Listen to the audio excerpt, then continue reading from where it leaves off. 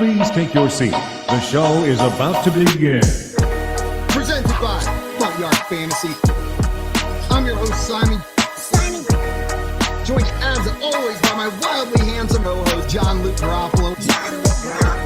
Our friend Coop with us, aka Coop A. Fiasco.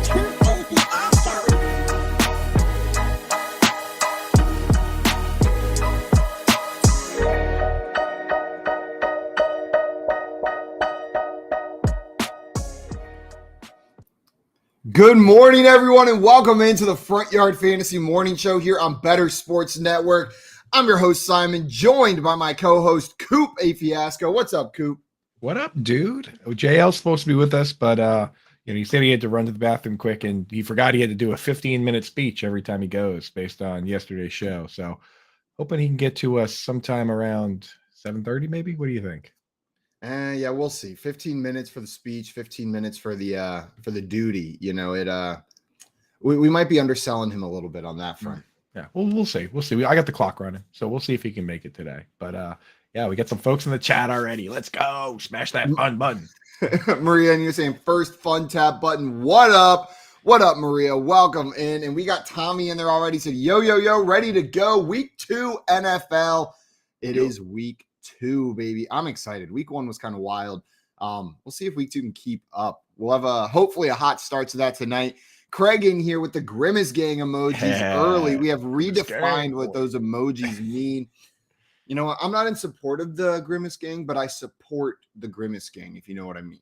Yeah, I feel you, dude. It's like you're obviously of a mid squad, but you know there would be no hype without the rivalry, right? Like we elevate each other. It's like as a Red Sox fan, we have to have the Yankees. Without the Yankees, it brings us down a notch, you know. So you need that rivalry going. So we have mutual respect for the Evan Mid squad and their mythical powers. Yeah, you better. I mean, I'm just letting you know that's not up to me, but that oven mitt's not going to take kindly to it if you don't have respect for the oven mitt squad.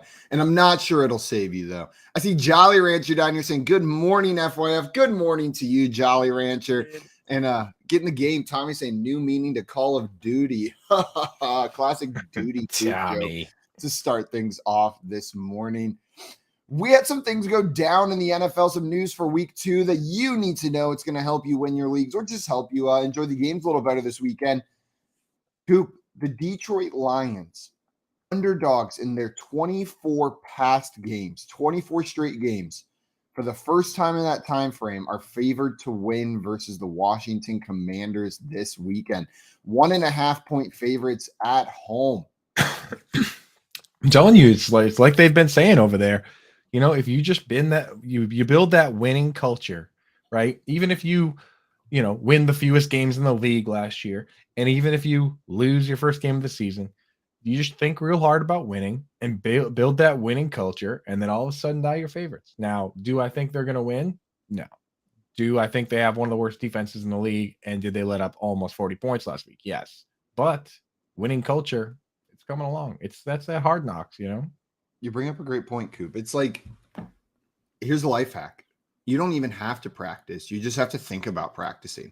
Like, you want to get faster. Like, you're running cross country. Let's say you're in high school right now. You're running cross country. You want a new PR. Don't worry about practice after school. Skip off on those routes. Go play with the horses. Like, you only got one life, and there's not horses everywhere. If you're running past horses, stop. If you're running past the swimming pool, stop. Go swim in it. And then when you get home, lay in bed and visualize running faster than you did in your last race. Just visualize it every single night before bed, and then it'll happen. You can do it. Just you can have your cake and eat it too. Just lay in bed, like practicing, like going through the banner, like reaching forward, to get that extra half second or whatever it is, millisecond through the banner. I think that is more important than actual, training and running hills and all that stuff. Because I mean, it like we've learned from Dan Campbell, it's really all about winning culture at the end of the day. 100%. Do you like the Lions in this one, or do you think the Commanders are going to pull this out? I think the Commanders are going to win. I think they look good. I think the Commanders' offense looks strong. They got all sorts of pieces now. Like, it's all up to Carson Wentz, and he delivered last week because John Dotson looked good. Terry McLaurin's obviously Terry McLaurin. Curtis Samuel is back. Logan Thomas, even coming off the ACL, played 50% snap share, got 6 targets. Antonio Gibson looked good. J.D. McKissick looked good. I mean, that offense is looking pretty solid. So We'll have to see. We'll have to see. But I would pick Washington in that one. I don't know, Simon. Would you put some money on the Yeah, Lions? Sounds crazy. I like the Commanders plus 1.5 in this one. I like them straight up to win it. Like I just I feel like the Commanders are going to win this game. Now the one big question is what they did last week offensively. Like, did the Jaguars do them a favor making them look that good offensively, or is this just a good offense? Like, I think, yeah, playing the Jaguars is a bonus, but they're also playing the Lions, who, you're right. So it's not like we don't really get an answer to that test until probably next week then, because the Lions defense looked pretty bad too. So we'll see on this one, but I like Washington, and not to mention, like, of course the Lions are favorites, but you know what they say? They say you get 3 points for playing at home, and they're 1.5 point favorites. So at a neutral site, Washington would be favored here. Yeah, the over under in this game set at 48.5, Coop. So that's like an average game, right? Not too much wild going on there. Maybe a little bit lower than we would expect, but nothing too crazy there. A little bit higher than we would expect. Are you taking the over or the under on that game? I think I would take the under on that. That 48.5 isn't bad. I mean, anything close to the rule of thumb generally is anything close to 50 is on the higher end. Anything close to 40 is on the lower end. We rarely see games below 40, but we do see usually every week the highest over under games are around 53, 54 if they're feeling a bit froggy. So some of them do go up to 54, 55. I think this week I don't think we have anybody up in that range, but we have a couple at yeah, actually we do. The game tomorrow night opened at 54 and the game tonight. Wow. 53.5 for tonight. Yeah. 53.5. Yeah. So that is easily set to be the highest scoring game of the week. And it's awesome because it's on Thursday. I hate when those games are buried in the 1 o'clock slate. Like, you want to be able to watch that whole game if it's going to be a good one.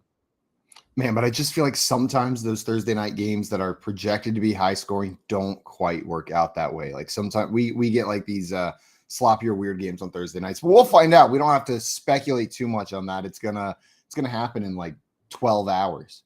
Yeah, and then you can be the guy that bets the under, and then you sit there all grumpy while everyone else is having an awesome time. It's like taking that line in the. It's like one year I took that line in the Super Bowl that was like over on the punts, and then there wasn't a single punt in the game, and I was like, "This is stupid." All this action. I think it was like the Broncos one or Broncos Panthers or something, and like no one punted one time. I was like, "This is dumb." I remember being at a Super Bowl party for that one. And I went to Clemson, which is in the Carolinas. And I thought, like, I guess it just didn't register to me that we were in the Carolinas, lots of Panthers fans. But I showed up and I'm the only single person as a neutral fan in Broncos gear. Like, I was there pulling for the Broncos, and there was like a full house, like 30, 40 people of just Panthers fans, decked out in Panthers gear, Panthers decorations up. Like, it was Panthers City in that house. And I was just showed up in my Broncos hat thinking we're all neutral fans watching a neutral game. You forget you're wearing it, so you're just commenting as a neutral fan. You're just like, why didn't Cam Newton dive on that ball? And everyone's like, do we murder this kid? Or well, they just kept hiding the pigs and blankets from me every time I went to go grab one. Like, every time it was just the tray would scoot further and further back. I see Craig in the chat saying my 10-year-old son is in his first year of cross country. I'm going to play this back for him. Coopsy, we're changing lives this early in the morning. There's a reason we're up here. And then Craig said Friday night NFL football would be sweet. Would you be a fan of Friday night NFL football, Coop, if they added one more night? I'm a fan of football every night, dude. I think there should be football every night. But yeah, Friday, I don't know. I think I would be a huge fan, and my fiance would not be that big of a fan. She kind of has the market cornered on Friday nights, because it's like the one day there's college football on Saturday. Obviously, Sunday belongs to me, but Friday is usually her night to be like, let's go out to dinner. And I'm just like, there's no football. So, okay. That's exactly what I was going to say. I would like football on Friday night. I don't think my relationship would like football on Friday night. We already got Monday night, Thursday night, Saturday, whenever Clemson plays. The Sunday full day is off the table. Yeah, I'm not too sure how well that one would work out. The Los Angeles Rams, Coop, have said that Cam Akers says the conversation with Sean McVay about urgency happened in camp. He didn't anticipate a limited role in week 1. So it sounds like his role was, in fact, limited on purpose. Do you think we're going to see more work out of Cam Akers going forward? Is there a chance this is still his backfold and Henderson's the complimentary back? I think we do. Now that I've combed through the numbers, it was ugly at first because everyone was saying, "Oh wow, Cam Akers played 50 snap." Daryl Henderson played 50 snaps. Cam Akers only played 12. But once I combed through the numbers, I realized that like Daryl Henderson played 40 snaps on pass plays, 40 plus, and it's like that was always kind of on the table that Henderson would be the pass down back, Akers would be the early down back. So I think if you get a positive game script, which this week is set to be a very positive game script, I believe they're playing the Falcons. I think this is where you're going to find out. Like, we're going to get a serious answer here.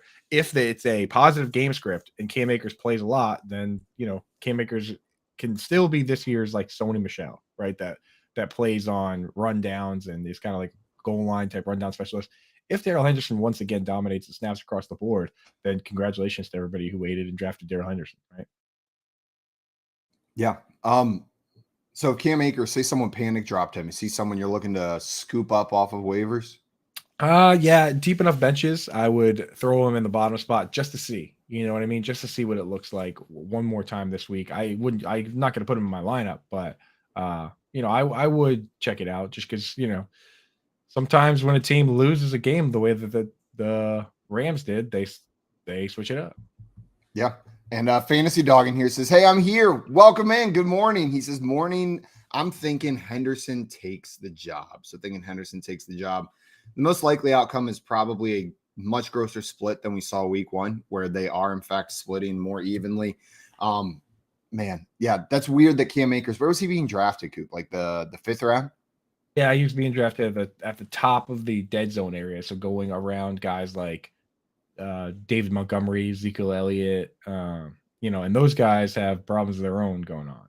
So it's not like he was like J.K. Dobbins going in that range. So it's not like you're sitting there, Elijah Mitchell, right? It's like that whole they call it a dead zone for a reason, right? So that it's not like you're looking at that group and you're like, oh, I wish I took somebody else. I think half of your fantasy league is looking at that group thinking that there was somebody else there, and there kind of wasn't. I'll go back and take a look and see if they were so far as like a sure winner from that group, but doesn't feel that great right now.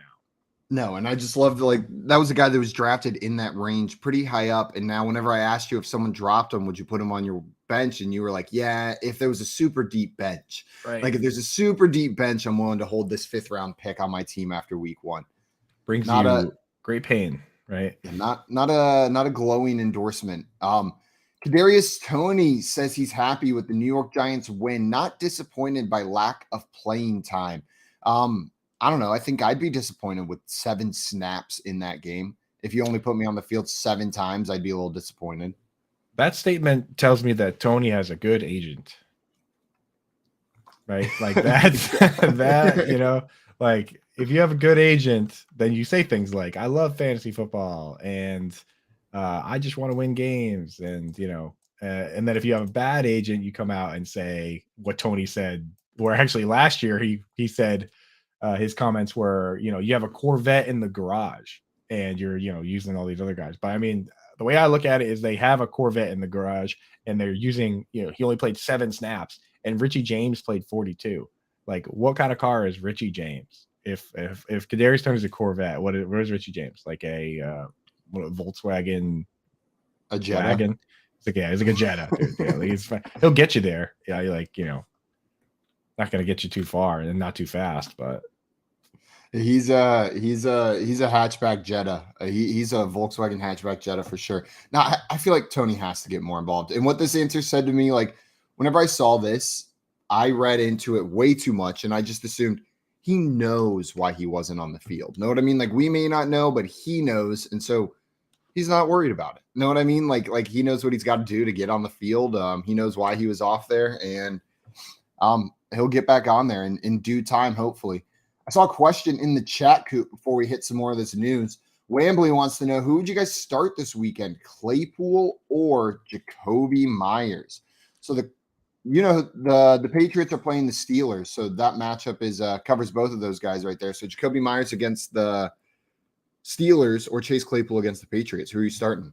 So those guys are close enough to me that the format matters. And these guys are very format-specific players so far this year. Jacoby Myers is a low A-dot slot type guy. If it's full PPR, I'm starting Jacoby because he's probably the target leader on his team, but not super exciting in terms of, big plays, and also doesn't really find the end zone very often. Like he scored his first touchdown last year, and I think he scored one.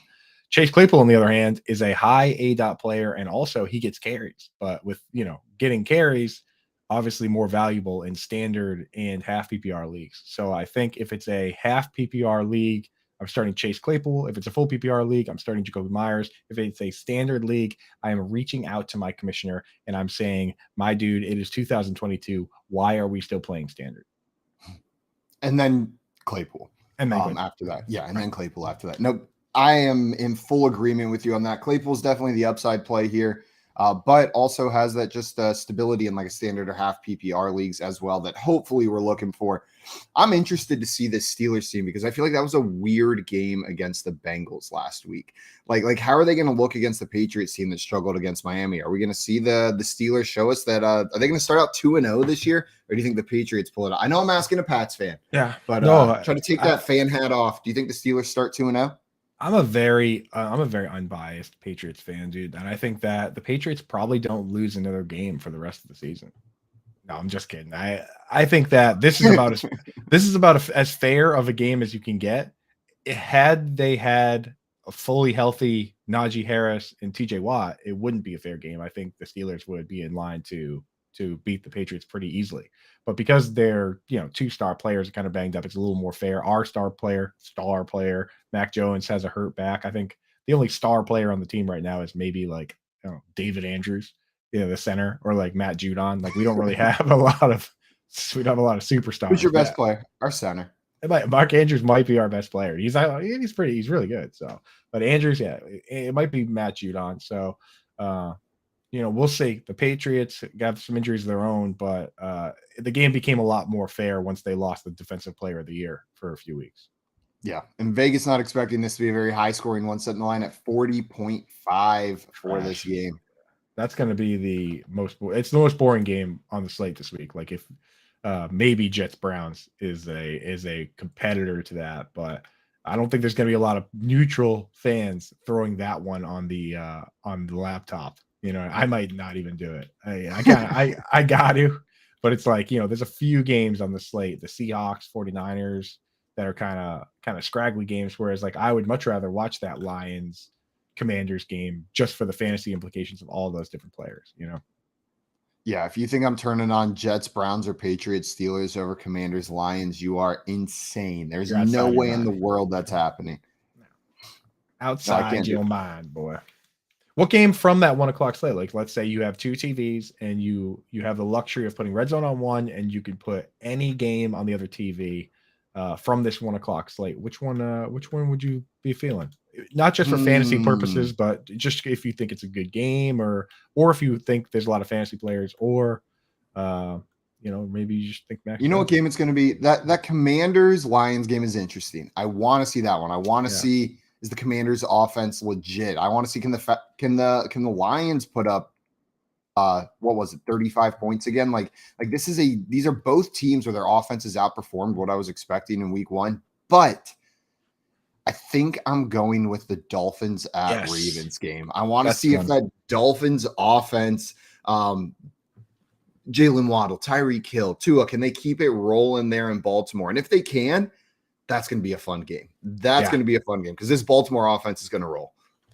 Agreed. And it's just like that one has the most fun players to like. If I never played fantasy football, I would look at these games and be like, I want to watch Lamar Jackson. I want to watch Tyreek Hill. Like I want to watch Jalen Waddle and like these guys, Mark Andrews. Yeah, that game has them super mega star Devin Duvernay.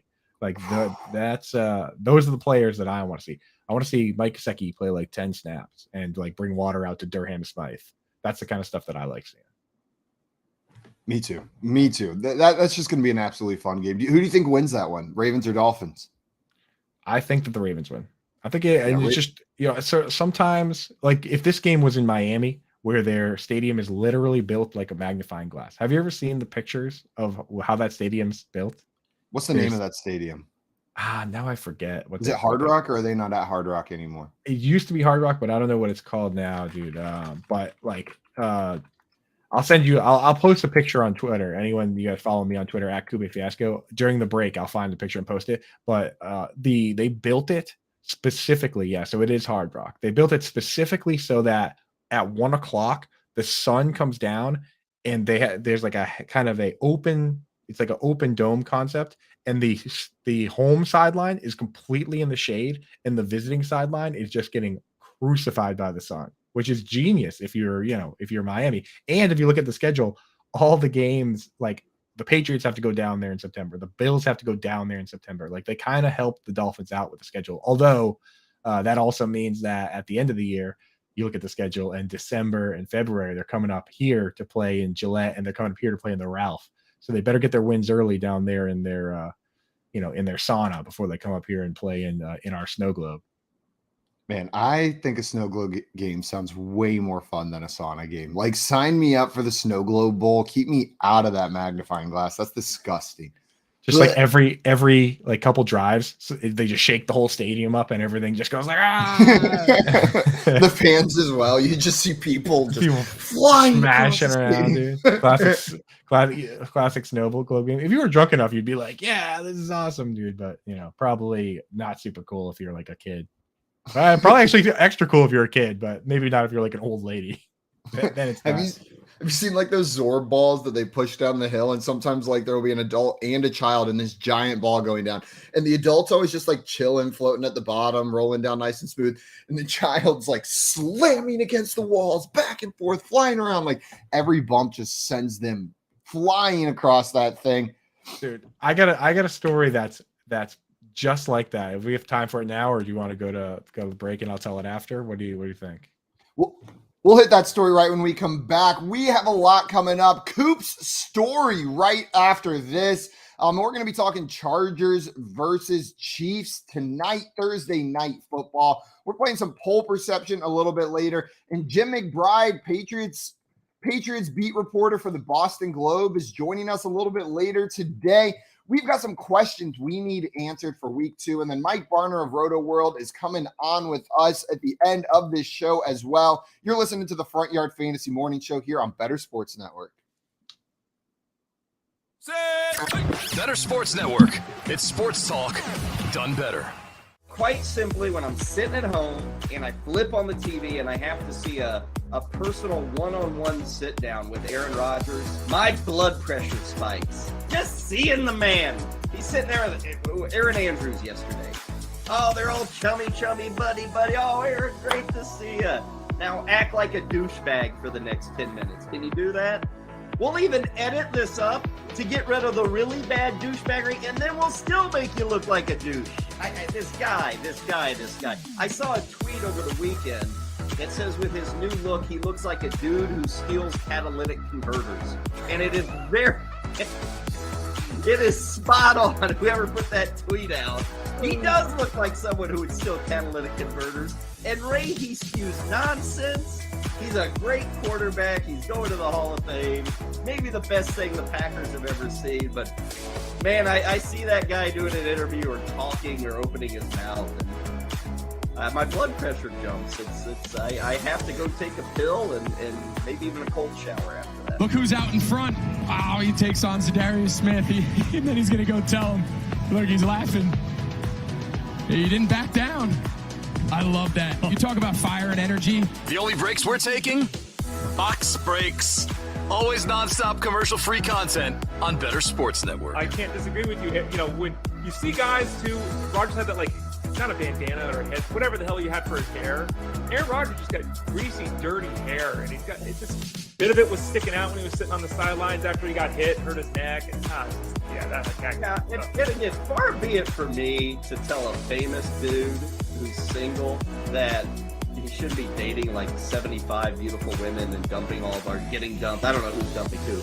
But Ray, it says a lot to me that Aaron Rodgers has cycled through women like this. I'm gonna assume that they are the ones breaking this off and not Aaron Rodgers. And that's totally unfair to Aaron Rodgers. But the more I hear of him as a fellow man in this universe, I've seen these guys, and they are the ones that after a while, doesn't matter how many zeros are in your bank account. Eventually, one of two things happens. They find out who you are and they move on, or they find out that you work in Green Bay, Wisconsin, and they move on. One of those two things will lead to all of these breakups, I think. Beautiful, successful, intelligent women that run from this guy in droves when they get to know him. Are you ready? Join the show with one touch of a button. It's Sports Talk 3.0 on Better Sports Network.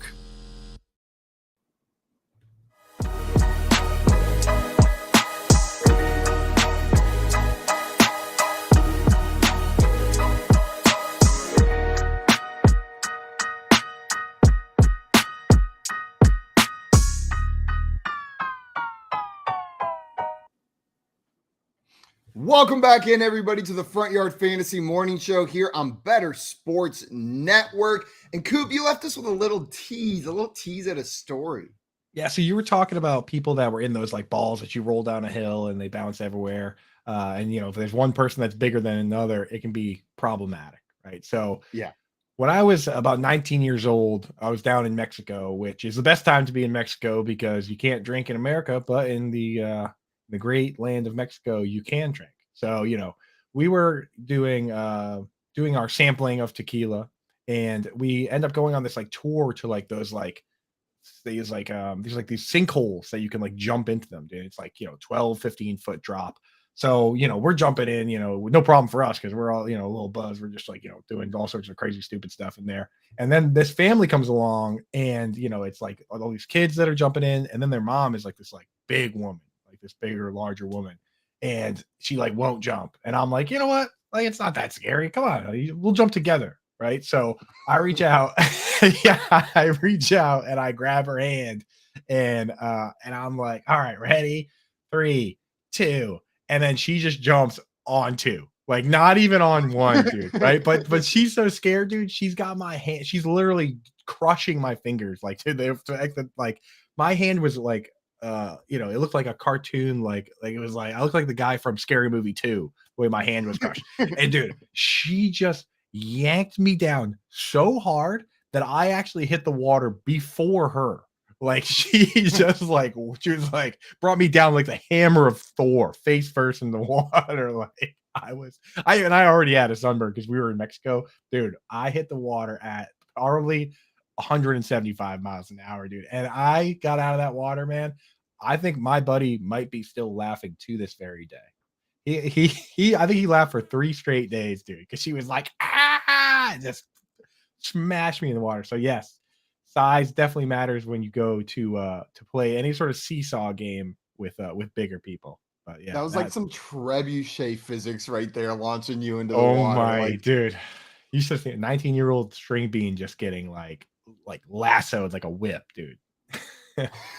I see Better Boss in the chat early this morning. What's up, Matt? He said, would trade a fantasy football win for more sleep right now. And then Jail following up with, if that was possible, I'd never have a fantasy win again. And you know what? My rational brain, let me stay awake for 2 hours. I'm not making that trade. Know what I mean? 2 hours after I wake up, I'm like, nah, we're good. I'm not doing that. But if you asked me within 30 seconds of my eyes opening for the first time in the morning, like, hey, you can get 2 more hours of sleep, but you're going to lose your fantasy matchup this week. Tired morning Simon would 100% say yes. Like he doesn't give a single care about the problems that it causes for Simon later in the day, as long as he gets that extra 30 minutes. You know what wakes you up a little bit, Matt? Smash that fun button. Let's go. It's football day. There's a football game today. What are you talking about? Smash that fun button. And what are you talking about, bro? Over under is 53.5. Sleepy. How can you be sleepy? Also, I see Chiefs fantasy dog in the chat saying, no, never, would never sacrifice sleep for that fantasy win. Man, I love the fantasy dog. That's the mindset to have. That never, when he said the no, though, the never, I picture the never being like that Harry Potter gif where he's like, never, and the flames are all there. No sleep till Brooklyn. Yeah, boy, let's go. Man, if you combine that image with the No Sleep Till Brooklyn image, then you got a pretty sick album cover, fantasy dog. We're designing your first album cover for you. Let us know when it drops. How can you Matt be sleepy? Here says, Matt Neer says, smash it for Mecole Hardman. Do you think Mecole Hardman's going to smash tonight, Coop? Are you excited for some Mecole in this game? I think my excitement extends all the way to it's entirely possible, right? Like, I think it's gonna happen? I don't know. It's he played some decent snaps. He played the third. They were pretty clear about who they're going to use at least to start. People were pretty amped on Sky Moore, but he didn't really play. Only played 13 snaps. You basically had MVS as the split end, 51 snaps, the vast majority of which were out wide. And then you had Juju playing flanker in 2 wide receiver sets. And then when they brought in Mecole Hardman, it looked like the move was to take Juju and move him into the slot for 3 wide receiver sets. But they ran so many 3 wide receiver sets that Juju was just kind of, for the most part, de facto the slot guy. Though they did use Mecole in there a bit too. They moved everybody around, which is it's better than just having set positions. Sometimes when teams go out and they have one dude always play split end, one dude always play flanker, and one play slot, I'm like, why? You're making it too easy on the defense, right? Like, at least make them guess a little bit who's going to line up where. It makes it easy for me whenever teams do that. Like selfishly, as someone, like whenever I'm trying to like predict stuff, we get to week 6, week 7, we've got some data on which teams are weak against the slot, which teams are weak against the tight end. Like, you get a little bit more info there. Well, when a team like the Bengals goes up against a team that I know is weak against the slot, you know who I know I can plug in that week? Tyler Boyd. Like, there's no question in my mind that if we get to week 6, I see this team has been bad against the slot 5 weeks in a row. I'll play Tyler Boyd confidently as like a wide receiver 2 that week with some serious upside. But with the Chiefs, it's a little bit trickier, right? It is a little bit trickier, but it makes it so you're more likely to get value out of these guys week in, week out. Do you think we continue to see MVS with that massive snap share, that he's going to be the snaps leader of this wide receiver core? Like, do you think it's the role that's keeping him on the field? Yeah, I mean, I like the thing with MVS is I tried to tell people before the season, I was like, look, how many times have you heard an NFL player go, this is a business, right? Like, that's their go-to line. Well, this is a business, so blah, blah, blah. And they say, okay, well, it's all business. At the end of the day, this is business. And then we go and look at the contracts these guys were paid, and Sky Moore's a rookie. Juju got like, $3 million, and Marcus Valdes-Scantling was the only one that got like 2 years and a pretty decent guaranteed money, like $15 million guaranteed or something like that. Like, I figured the MVS was at the very least going to get the first crack at playing that outside role, and clearly that's the case. So I'm on board with it. I mean, I think that they seem to have made that call. So that one to me seems settled for now, but we'll see. Yeah, I think I agree with you on that one. I'm a little bit maybe it's a little bit surprising just because of where these guys were being drafted, right? I feel like MVS was kind of the one left for dead out of this bunch. Like, people were excited for Sky Moore. Then you had the Mecole Hardman truthers still holding on. Juju was clearly the highest drafted, and I feel like MVS was kind of the forgotten guy, right? Like, maybe we ignored that he exactly what we were talking about with that money. You got to follow it. Right. You got to follow money, but on the flip side, like, here's the way my brain thinks is that it's very rare to have 3 guys all get big enough target shares to be fantasy relevant. And it's incredibly rare for 3 wide receivers on the same team to all be fantasy relevant. The last time that we saw 3 wide receivers finish top over the last 5 years, there's only been 2 wide receivers there's been 2 times where 3 wide receivers on the same team have all finished top 24. And it was actually, they both happened in the same year. It was 2020.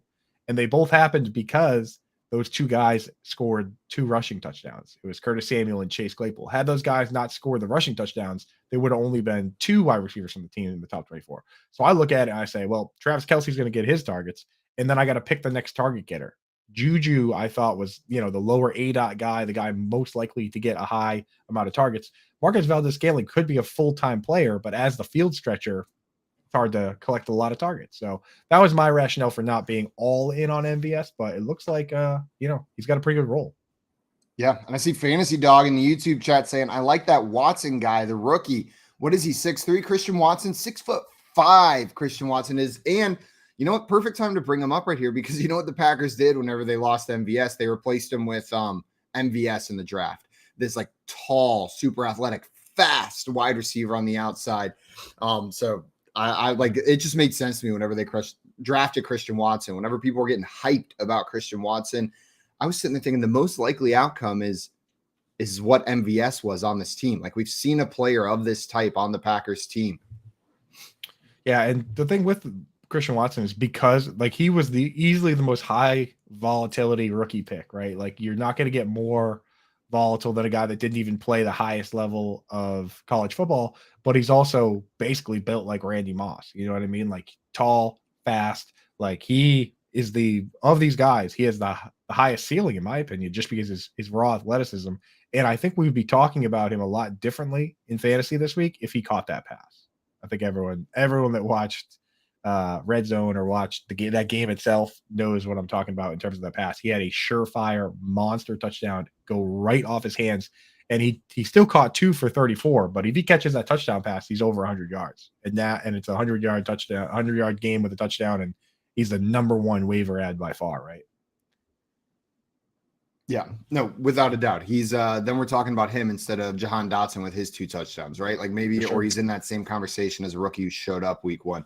Big Mac wants to know, would you guys drop Bobby Trees for Christian Watson? So while we're talking about him in redraft, would you be dropping Robert Woods for Christian Watson? I think I would. Yeah, I think I would, honestly. I mean, like, especially we talk about, 2 wide receiver versus 3 wide receiver leagues. Like, if you're in a 2 wide receiver league where it's 2 wide receivers and a flex, when are you going to start Robert Woods? I mean, you got to be in trouble to be starting Robert Woods. And if Robert Woods is in your starting lineup, maybe you can't drop him. But if he's like the rest of us, if you have Robert Woods on your bench, might as well go big. Go with the rookie that, gained the separation that he needed to get out there and get that ball. So, or get it thrown to him, not actually get it, unfortunately. But yeah, I'm in on Watson. No, and I'm a little bit higher on Robert Woods, but I think I agree. He's the kind of player, if you can drop him, if he's not even your 3rd option, like if he's your 4th, 5th option and wide receiver, I'm cool dropping him to take that shot on Christian Watson. Goop, the line for this game, we were talking MVS, so I wanted to get your opinion. His line for receiving yards is set at 45.5 yards. What are you thinking for MVS at 45.5? Yeah, there really should, when it comes to prop bets, there's all this pressure to pick one or the other, right? Like there's all this pressure to pick over, under. It's okay. There should be another option to say Vegas is smart, right? Like that is, I think that's like, right. Like to say like, I don't want to bet that line. Like I think that's a good line, 45.5. And some people might have, lean one way or the other, but I like to bet the lines when we know the target's going to be consolidated. Like I like the Chargers lines with Keenan Allen out. We talked about why Mike Williams, you bet that over if you think it's going to be a competitive game at all, because where's the ball going to go? If Mike Williams doesn't get 70 yards, which his line is like 69.5, then it's not going to be that fun of a game to watch, right? So you might as well bet on fun and bet on the Chargers doing a little something. Whereas with the Chiefs could win, and MVS doesn't need to have 50 yards because they have Kelsey, they have CH, they have Juju, they have Sky Moore, they got all these, Mecole Hardman, they got all these guys. Jody Fortson. Fortson could easily score a touchdown at any moment. I think that guy is the number 1 tight end handcuff if you're into playing that game. If Kelsey were to go down, I think Jody that tight end hand. If you're into playing, if you like backing up your tight ends, as many people do in fantasy sports, Jody Fortson is as good as it gets. Yes, dude. Yo, Meat Mansion in the house saying Meat Mansion, dude. That's Drew McDonald. I know that name, Meat Mansion, anywhere. That's Drew McDonald, the guy I was raising funds for with the Pros with Joe's, who recently had brain surgery. He is the coolest dude. Glad you're recovering, my man, and thank you for joining us this morning, dude. What's up, Drew? Jordan Luke. I love that he came. I love that he came in like a freaking Pokemon. Know what I mean? Like Meat Mansion, just like came in and screamed his own name in the chat. Like that's some Pokemon level introductions right there. That's awesome, Meat Mansion. Everyone should have to drop their name like that. Like he's like Meat Mansion. Meat Mansion, use Meat Mansion, and then Better Boss comes in like Better Boss. And Better Boss said, did someone say fun? Matt has a fun radar. Anytime someone says fun, he just shows up. Smash that fun button for Meat Mansion and smash that fun button for Matt. Fantasy Dog in here saying he has Kelsey on 23 teams out of 41. Well, congratulations. That feels good. That feels good. Nice. That's 23 leagues where you don't have to worry about tight end at all any given week. You can just set it and forget it. Set it and forget it. If you're setting, I hope some of those are best ball, dude, because if you're setting 41 lineups, you better start right now, right? Yeah. Or last night. You got to go through and you got to have a couple. What you do when you've got that many leagues, I feel like you have a tier list. Know what I mean? You have a tier list of leagues. Like you've got your top tier leagues where like you are 100% on top of it. Maybe there's 5, 6, 7 leagues in there. You're checking the waivers every single day. You're going in, you're hyperactive. Then you've got like your tier 2 leagues. And that's where the majority of them are going to live. You're being active, but sometimes you miss a waiver wire ad, right? Like sometimes you're not as fully active. You're not sending out as many trade offers in that league, maybe once every other week. And then you got your tier 3 leagues that you set a lineup every week. Your lineup has all players that are starting every single week. And that's the tier 3 leagues down there. Yeah. But you got to prioritize or you're going to go crazy. Yeah, you really do. And that's why, I'm a big fan of trying to, like, my new thing that I've been doing is like, unless it's like a charity league where we're raising money, I've been limiting myself to only new best ball leagues. Like I'll do unlimited best ball leagues, especially if you have a charity best ball league, send it to me. I will draft in that league. But if it's got waivers and trades and stuff, I don't like to let people down. I don't like to be that guy in the league that isn't paying attention. So I'm trying not to join any more new leagues if possible. But it's hard you can't break up with your leagues either. It's like breaking up with your friends. Like once you're friends, then something egregious needs to happen for you to end that friendship. So like for the most part, once I'm in a league, I end up staying in that league too. Yeah. We got Maria in the chat saying, I think we should all encourage JL to come to kindergarten with her so that he can use the internet there. Oh, that good kindergarten internet. And Keith coming in saying he should ask your kids for their week 2 picks. Get some kindergarten week 2 picks on the air. Probably better than my week 1 picks. Yeah, I don't even care who the 5-year-old is. They'll probably pick the exact same teams as Tommy and be exactly right. Just like, I like the Raiders. They pick the Raiders in every matchup, regardless of who's playing in it. Yeah, and they'll probably at best 1 and there's the Raiders. He's putting the Raiders skull and crossbones up in there, dude. Tommy's always watching. We're going to talk some more Chargers Chiefs after this, and I'm sure Tommy will force us to talk about some Raiders before we are done as well. We're going to play some poll perception on air, and then Jim McBride from the Boston Globe is joining us as well. We've got questions that need to be answered for week 2. And then Mike Barner from Roto World is coming on to talk a little bit about week 1, week 2, and what's going on in this fantasy landscape. This is the Front Yard Fantasy Morning Show here on Better Sports Network.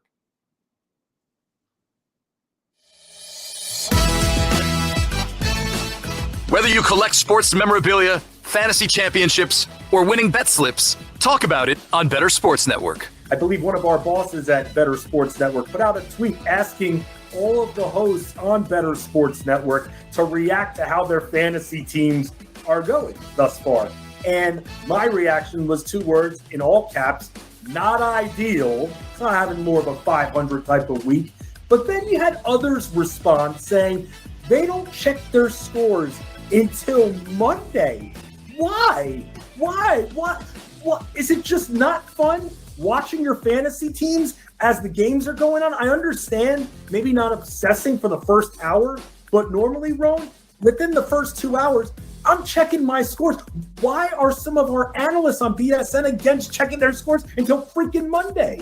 That to me is like you're watching porn and the girl starts to take off her shirt and then you click off the video. Why? Don't you want to see the rest?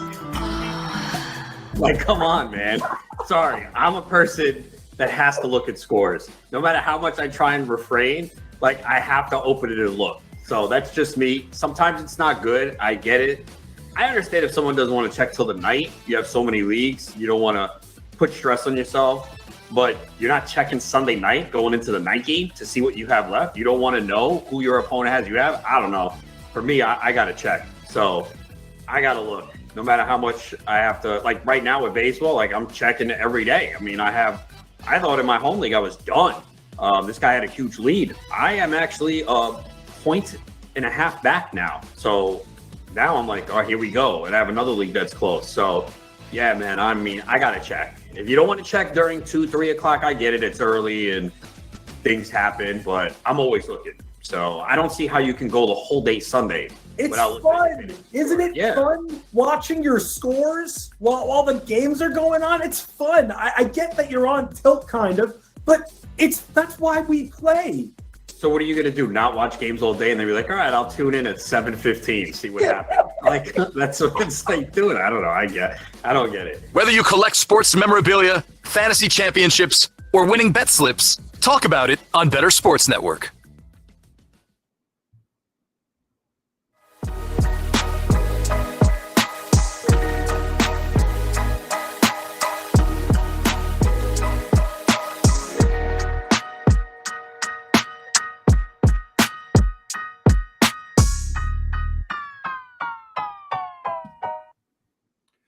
Welcome back into the Front Yard Fantasy Morning Show here on Better Sports Network. And Coop, after hearing that little break, that little conversation in there, I was curious, where do you stand on the checking scores on Sunday debate?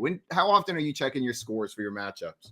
So the thing is, I know what players I have, and I have so many leagues that I actually don't like to check my scores. So that commercial is actually quite offensive to me. I like to hang out with my buddies, watch the game, send some tweets, and I know what players I have, and I don't like looking at what players the teams I'm playing against have, because then it's just like, I have to keep track of, I have 3 DeAndre Swifts, but I'm playing against 6 of them, so I actually need to root against DeAndre Swift. I don't like doing that. I like rooting for everyone, and I've got so many best balls and stuff that like every touchdown, I'm like high fives everywhere. I'm like, yeah, let's go, baby Cameron Braid up in here. Like if I know who I'm playing against in these best balls or who I'm playing against in like I know out there every time Saquon scores, like I have 1 Saquon and I'm probably playing against 3 of them. But if I don't know that for sure, then I can root for Saquon and I can root for everybody. So at least until what I like to do is not watch them until just before the Sunday night game.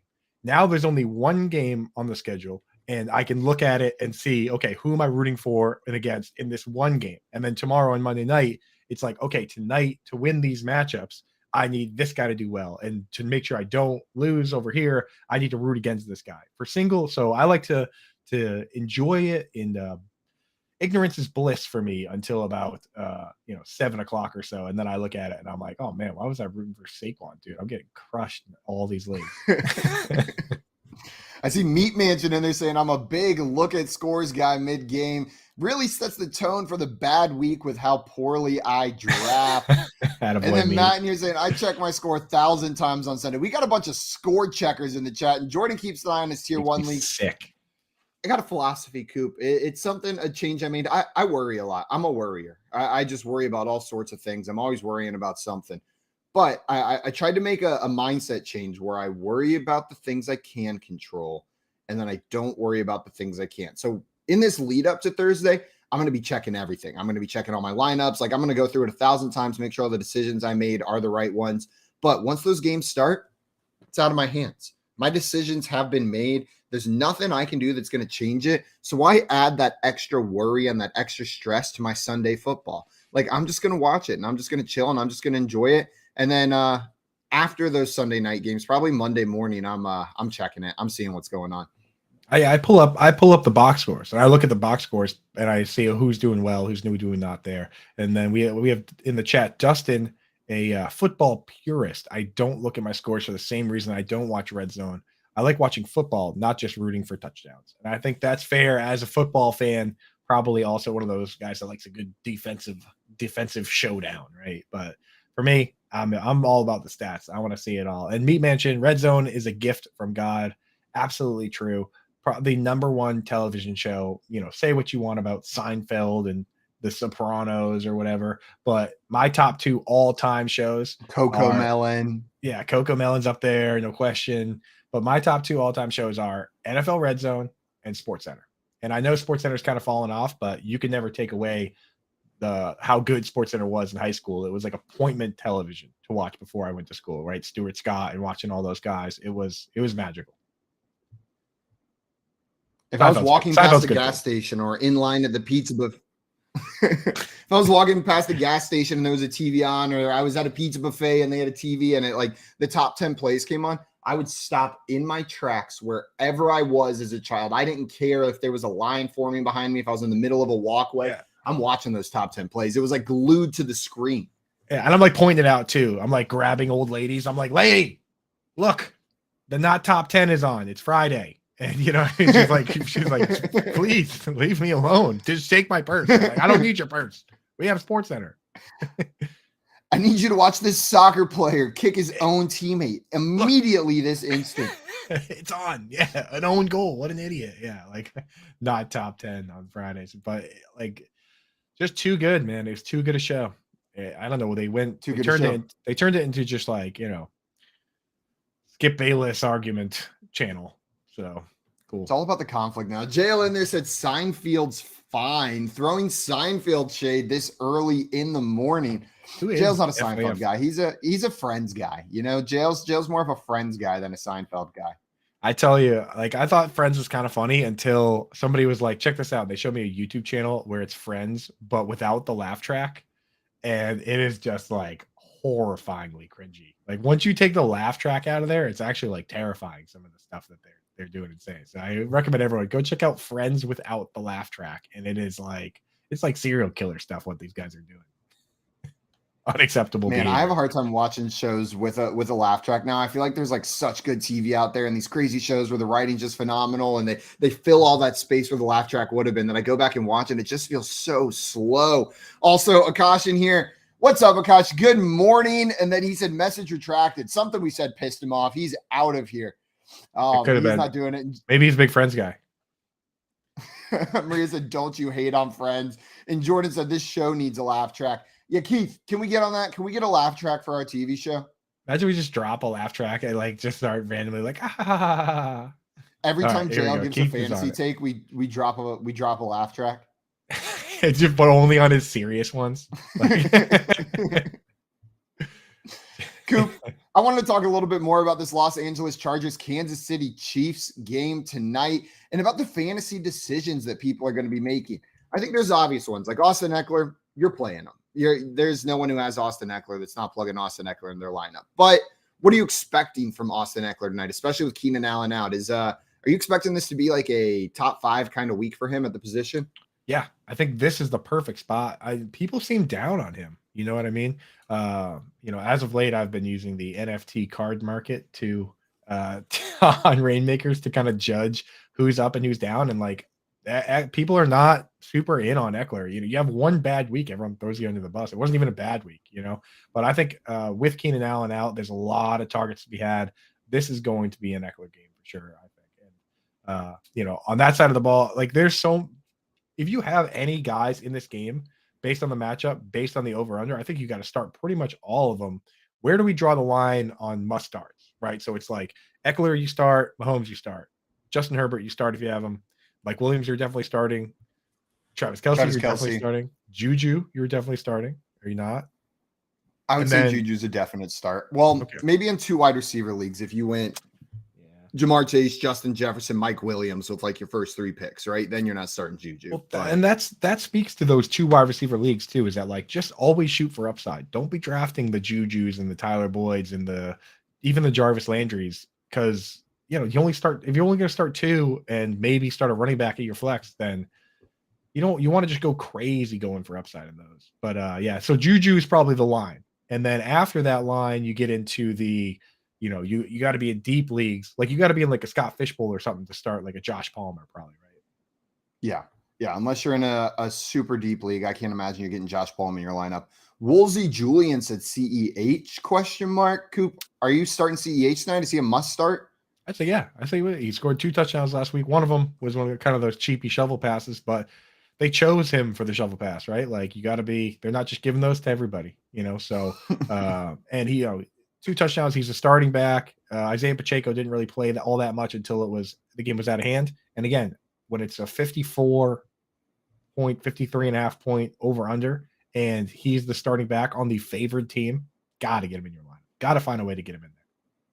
Yeah, only played 39% of the snaps last week, the same as Jerick McKinnon and Isaiah Pacheco at 23%. But you're right, this game got out of hand quickly. So I'm not sure how much we can read into some of these snap counts from the Chiefs in week 1. It's pretty limited sample size, and they got up big. So they didn't have to keep playing the guys that they're usually going to play if they want to win these games. So I'm curious to see, but I think CEH, in most instances, he's going to be in my lineup. Like Yeah. I'm having a hard time imagining a lineup where it doesn't go in. The other Kansas City receiving options, though, how would you rank them from a start perspective? Not from a rest of season, but just tonight. Who do you want to start? MVS, Mecole Hardman, Sky Moore? That's actually exactly how I'd rank them. MVS played the most snaps. He ran the most routes. Mecole Hardman was the third man in. So when they did want to use Noah Gray, and they did use Noah Gray a decent amount, but when they want to use Noah Gray, when they want to use Jody Fortson in two tight end sets, it was Mecole Hardman, the guy that was coming out. And that oftentimes is the differentiator between the wide receiver 3 and the wide receiver 2. Like we talked about Tyler Boyd earlier, how we know what the Bengals are going to do. We know that it's going to be, when everyone's healthy, T. Higgins at split end, Jamar Chase at flanker, Tyler Boyd in the slot. When they bring in Drew Sample to do whatever big clunky tight end 2 stuff he likes to do out there, extra tackle business that he likes to do, it's Tyler Boyd that comes out of the game. And knowing that is huge in terms of upside for fantasy football. So we now seem to know that Mecole Hardman's the odd man out, which makes Juju and MVS the chef's kiss starters there. Yeah, absolutely. The line for this game tonight is set at 4.5 point. Kansas City Chiefs are 4.5 point favorites. Coop, at home, 4.5 point favorites. Who are you taking? Do you like the Chiefs minus 4.5, or do you want the Chargers plus 4.5 in this game? I think the Chiefs are going to win, but I wouldn't be surprised if the Chargers covered, if it was a close game. The Chargers not having Keenan Allen makes things a lot easier on the Chiefs. And that's what happens when you set your team up that way, right? Like when you set your team up where you have 2 high paid wide receivers, and then after that, it's like Gerald Everett and, blah, blah, blah. There's a few teams like that if they lose a wide receiver, then it becomes easy to play them. Like if the Bills lose a wide receiver, they're probably going to they're in trouble. Like the Vikings too. Whereas some other teams, like, the Patriots, I'm not saying that they set it up perfectly, but the Patriots, if they lose a wide receiver, it doesn't even move the needle. They just seem to have a bunch of the same guys over there. So, different approaches to this game, but some teams have a lot of leverage in just a couple guys here. Like if they lose Eckler, they're in trouble. When they lose Keenan Allen, they got one guy now, right? The disrespect to Josh Palmer, the guy that we just said you would start in Scott Fishbowl. They got one guy, and it's Mike Williams. Josh Palmer doesn't even count as a guy to you.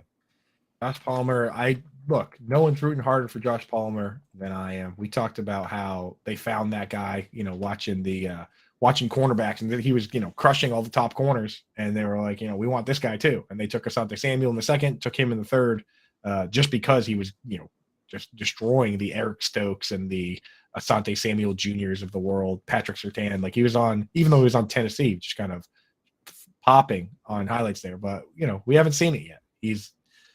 Let's just say he's not Mike Williams just yet.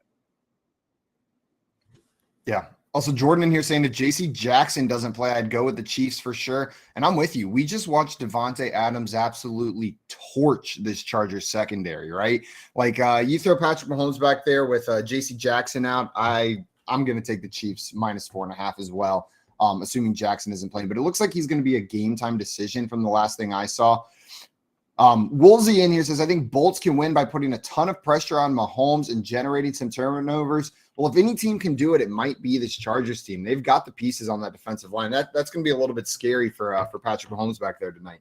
Yeah, I mean, it's once again, I'm glad that we have Craig and Jordan always keeping us honest on the IDP front, because there's a lot of IDP potential starters here. Obviously, you have Joey Bosa and Khalil Mack bringing the pressure, but also this is a huge game from a real football standpoint. Massive. These 2 matchups he's going to get versus Travis Kelce are massive, I think, for Derwin James and his quest to be considered one of, if not the top safety in the league. Like if you're going to make the All-Pro team, then having a good game against Travis Kelce and the boys is a nice one to put on the resume. So that's a guy I'm definitely watching tonight. Number 3 on the Chargers defense, Derwin James he's a star, that guy. So should be interesting to see what happens there. Absolutely. Do you have any interest in starting Jerick McKinnon, who saw the same amount of snaps as Clyde Edwards-Helaire last week? Like, are you buying in that he's going to be a part of this offense, or was that just the game where they got up big, they threw Jerick McKinnon there? I mean, maybe if you want to get cute in DFS, I think that's the category I'll put him in, because I don't know, man. I don't know what world I'd be living in where I start McKinnon. Maybe if my running backs, maybe if I drafted, my running backs were Elijah Mitchell, Cam Akers, and I don't even know who else I would start him over. That's the problem. But if you have like nothing, then it's worth a dart throw. But it's, to me, just too low of an upside maneuver. Yeah, I'm still holding on to him on my bench, so it looks like he's going to be involved. And as we've seen through just 1 week, running backs get injured. It happens time and time again. Coop, what's your score prediction for this game? The line is set. We said it earlier in the show at 53.5 for the over/under. Who do you think is going to win? And what's the score? I think you said Chiefs are going to win, but how much do they win by? I think I got the Chiefs winning. Let's call it 28-25. Chiefs win and the Chargers cover just barely. That's what I'm feeling. Okay, and I'm going to say 30-20 Chiefs. I think the Chiefs win and the Chiefs cover in this one. I liked what I saw from them week 1, and I think all the people who were like, you saw the PFF grades come out, and Patrick Mahomes wasn't in the top 5 quarterbacks there after throwing the 5 touchdowns. And the rationale, I get it, right? The throws he made, he was supposed to make. They weren't difficult touchdowns that he was throwing, but the dude did everything that he had to do. Know what I mean? You can't punish him for the defense giving him easy passes. I'm excited to see what he does against a little bit better of a defense tonight, and maybe the Patrick Mahomes little you think I was down? The little revenge tour continues. I'm not the 4th best person in this game. I'm the 1st best person in this game. He was the 1st best person last week, that's for sure. Absolutely. We will be right back playing some poll perception shortly, maybe with a special guest coming up here. And Jim McBride from the Boston Globe, Patriots beat reporter, is joining us later in the show today. Mike Barner is going to be coming on to talk some week 2 with us as well. And then we got some week 2 questions that we want answered from the games this weekend. You're listening to the Front Yard Fantasy Morning Show here on Better Sports Network. Make bets and follow your fantasy team while you buy, sell, and trade collectibles in real time. Only on Better Sports Network. Surely. Kickers never retire, I think. They just continue playing for all eternity. There's only ever been 30 NFL kickers. Yeah, they're always readily available too, it seems. You know what I mean? They just get called up. They're like, you kicked for us 10 years ago, right? Why don't you run it back? Let's run I imagine Graham every Gano. single kicker that gets the call is on a high school football field somewhere just practicing field goals after hours. It's 9 p.m. and they're out there just the local high school kicking field goals, and the phone rings. They get the call and they're like, yeah, I'm ready. I've been practicing for this. I have an amazing kicker story if you guys have a second. I got a couple. The number 1 all-time field goal kicker is Adam Vinatieri. The next 2 guys are Morton and Gary Anderson, right? Gary Anderson was a dude from South Africa that just played rugby and soccer. He just could absolutely boot the ball, right? They bring him over and he does a tryout and he's just absolutely crushing the ball. And all these colleges are like, dude, we want you to come kick field goals for us. And he goes, I don't even want to play football. He goes, I want to play soccer. He goes, I want to play soccer. He goes, so if I can come to your school and play soccer, I'll also, in the fall, I'll kick for the football team. And Syracuse was like, yeah, sure, whatever. You're on the soccer team. Come on. And he went to Syracuse to play soccer, but also kick field goals. And then he ended up being a top 3 point scorer in the NFL all the time. That's ridiculous. And his answer to recruiters was, I don't want to play football. I'll do it in my spare time. Yeah. He's like, you got a spot for me on the soccer team. Syracuse is like, yeah, we got a spot for you. We don't even care about our soccer team. We don't even care. It's totally at that spot. Right? They had to cobble together a soccer team. This guy's the captain. Oh my God. It's Accepted, the movie, but they just had to throw together a whole fake soccer team. Somehow they still got Justin Long. Right, yeah. Adam Sandler's the coach. And dude, imagine they win the national championship. That's a movie, dog. Yeah. Boom! Someone call up Disney. Yeah, we just wrote a movie for you, Disney. This has Disney sports movie written all over. I'm borderline crying right here just thinking about this movie right now. Dude, the story gets even crazier. Like I should have looked it up again, but like it was like a high school coach that went and found him, and then that high school coach ended up being somebody crazy famous that like coached for the Rams. Stay tuned for sports. Talk about your picks, your fantasy teams, and your sports collectibles on Better Sports Network.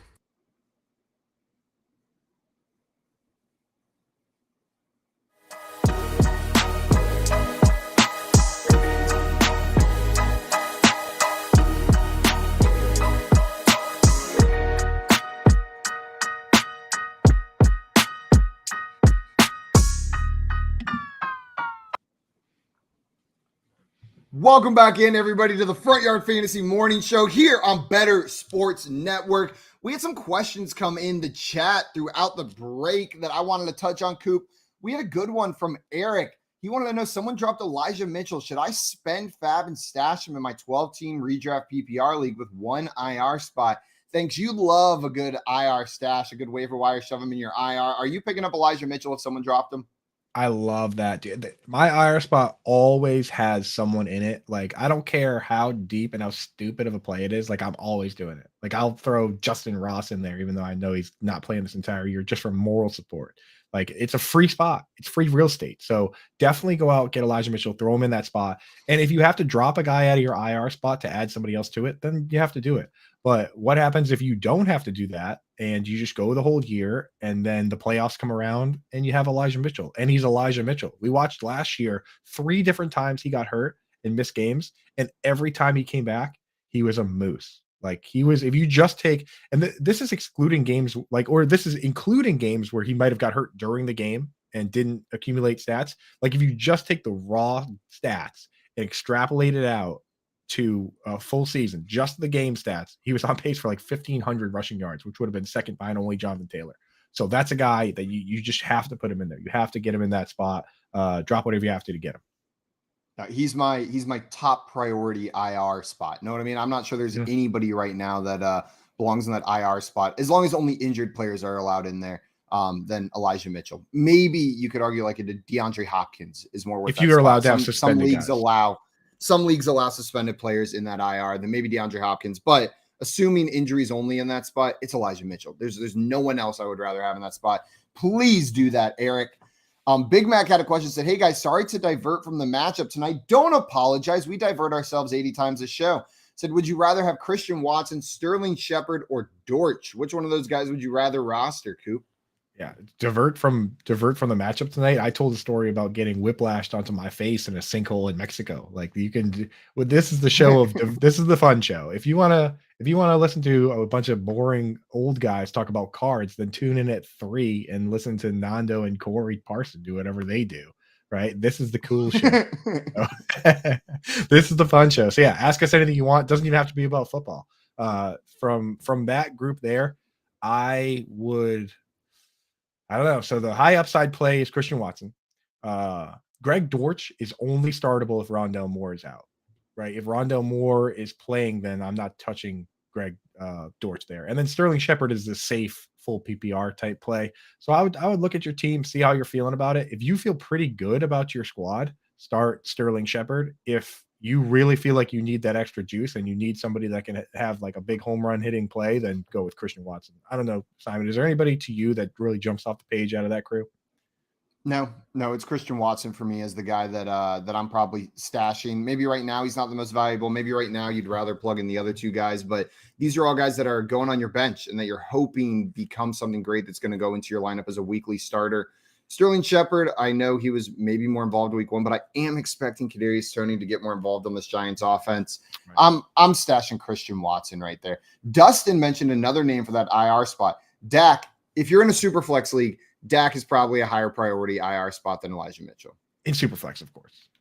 In super flex. But in a 1 quarterback league, it's not going to be Dak. It's going to be Elijah Mitchell for me. I see Woolsey Julian in here, says more like 45, 42 bolts, but that's also wishful thinking on my part. I'm cheering for your line. I'm cheering for your score. If I'm wrong on the 30-20, then I'm a happy guy as long as it's not less points scored. I will never be mad about a game being higher scoring than I thought it was going to be, because man, that's the fun football. That's what you want to watch. Right, exactly, dude. You don't want to be that jerk betting the under, being like, oh, they scored too many points. Ugh. You know, like a troll under the bridge. This stinks. You shut it off because there's too many touchdowns. Like, dude, forget that. Bet the over. Have some fun. No, and then it makes the ends of the games like especially miserable, right? Because you're not cheering for the game-winning field goal. You're not cheering for that Hail Mary touchdown. You're like, for the love of God, just knee the ball. Like all you want is for nothing to happen at the end of that game. Exactly. Like the over-under set at 54, and then they hit a field goal to tie it up, and it's exactly 54 going into overtime, and you know you've already lost your bet, so you're just like, oh, I'm not even going to watch overtime. Lame, right? Like then you're just a lame guy. Coop, we're going to play some poll perception. If anybody listening thinks they can take Coop down, otherwise it's just going to be Coop playing against himself right here on air. Coop, we're just going to see what you know on these polls. But if someone thinks they can beat Coop, see if they can take Coop down in some poll perception, call in and play with us.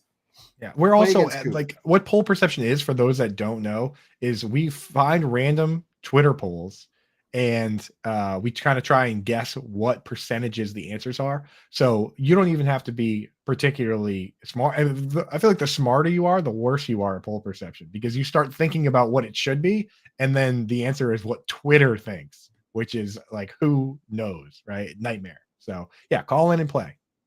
Coop is only saying this to make JL feel better because he thinks he's playing, because he thinks he's listening right now. So just saying, the worse you are at poll perception, the smarter you are, is Coop's way of making JL feel a little bit better. Oh, what? Oh, JL, we didn't even see you there. This is so yeah. Likely story. Couldn't resist some poll perception this morning. Had to play some poll perception. Internet's still not coming back, so I had to call in the peasant way. Yeah, ouch, taking shots at everyone who's ever called in on this show. Everyone that's called in has a better stand. I'm just saying, everyone that calls in has had a better connection though too. Like DL Ledbetter's connection was amazing compared to yours. So you better get that internet up and running quick, buddy. Nando had 3 versions of his video whenever he came on, JL. Why do you only have one version of your video? Nando, like, 100. Where's the other 2 of you? He was definitely sabotaging our show. I'm convinced. Oh, 100%. He came here to sabotage our thing because his connection seemed fine on his own show later that day. Nando. Yeah, likely story. It's either Nando or Keith. We got to figure out where it's coming from. It's one of those 2 people causing that. I see Matt in the chat. JL, Matt's excited you're on the show, or he's clapping for something else randomly. But I think he's excited that you're on the show right now. We are going to play some poll perception. JL, since you're the peasant in this game, I'll let you choose whether you want to go first or second in today's game of poll perception. I chose first yesterday. I will choose second today. JL going second, thinking that's the secret sauce to beating Coop. Well, you won yesterday, didn't you? Shoot. I think you got your first W yesterday. Yeah. I'll go first. Oh, it was Fantasy Detective that you won yesterday. That's right, isn't it? Yes, I did win that. You want some Fantasy Detective. JL's going to go first. He changed his mind right here. Poll perception is the game that tests our contestants' knowledge of the public perception of fantasy football or NFL players, or just the NFL in general. We've got some juicy polls that we found online ahead of time. I'm going to ask one of our contestants what they think the results of the poll was. They're going to guess the percentage of people that chose the first option, side A, in the poll. The closer they are, the more points they're going to get. So, JL, you get it exactly right. You'll add 10 points to your score. 15 away, you're going to add 1. It scales up in between there. Now, Coop, you got a job whenever JL's guessing the poll as well. You have to guess whether the actual answer is over or under the number that JL set as the line for that poll. You get that right, you'll add 2 points to your score. And everybody in the chat, play along. Guess your scores. If they're very close, we will shout you out. And if they're very wrong, we'll mock you relentlessly right after. It's all part of the fun. JL, you ready for your first poll? Oh, I'm so ready. Here we go. Here's your first poll. This comes from Goat House NFL, the Goat House NFL Offensive Player of Week 1? Question mark. Is it Justin Jefferson? Is it Saquon Barkley? Is it A.J. Brown? Or is it Patrick Mahomes? Run it back one more time. Okay. NFL Offensive Player of Week 1, Justin Jefferson, Saquon Barkley, A.J. Brown, or Patrick Mahomes. What percentage of people chose Justin Jefferson in this poll? A lot of people are going to be hyped on Justin Jefferson. That was a pretty good game. It was a pretty good game. Pretty good game. Pretty What good was it game, like? I'd say. Yeah, Yeah, he had a couple receiving yards, right? a couple. Green Bay could not contain Justin Jefferson. I'm going to go with, I'm just assuming 25% across the board. There are 4 options, right? There were 4 options. That is correct. They were Justin Jefferson, Saquon Barkley, A.J. Brown, and Patrick Mahomes. I'm going to go, I don't think many people chose the middle 2 guys, Saquon Barkley and A.J. Brown. They both had fantastic games. I just don't think many people probably picked them. I'm going to go with 42% chose Justin Jefferson. 42% from JL on the Justin Jefferson side. Coop, do you think the actual percentage of people that chose Justin Jefferson in this poll over the other 3 amazing options was over or under JL's guess of 42%? Let's see.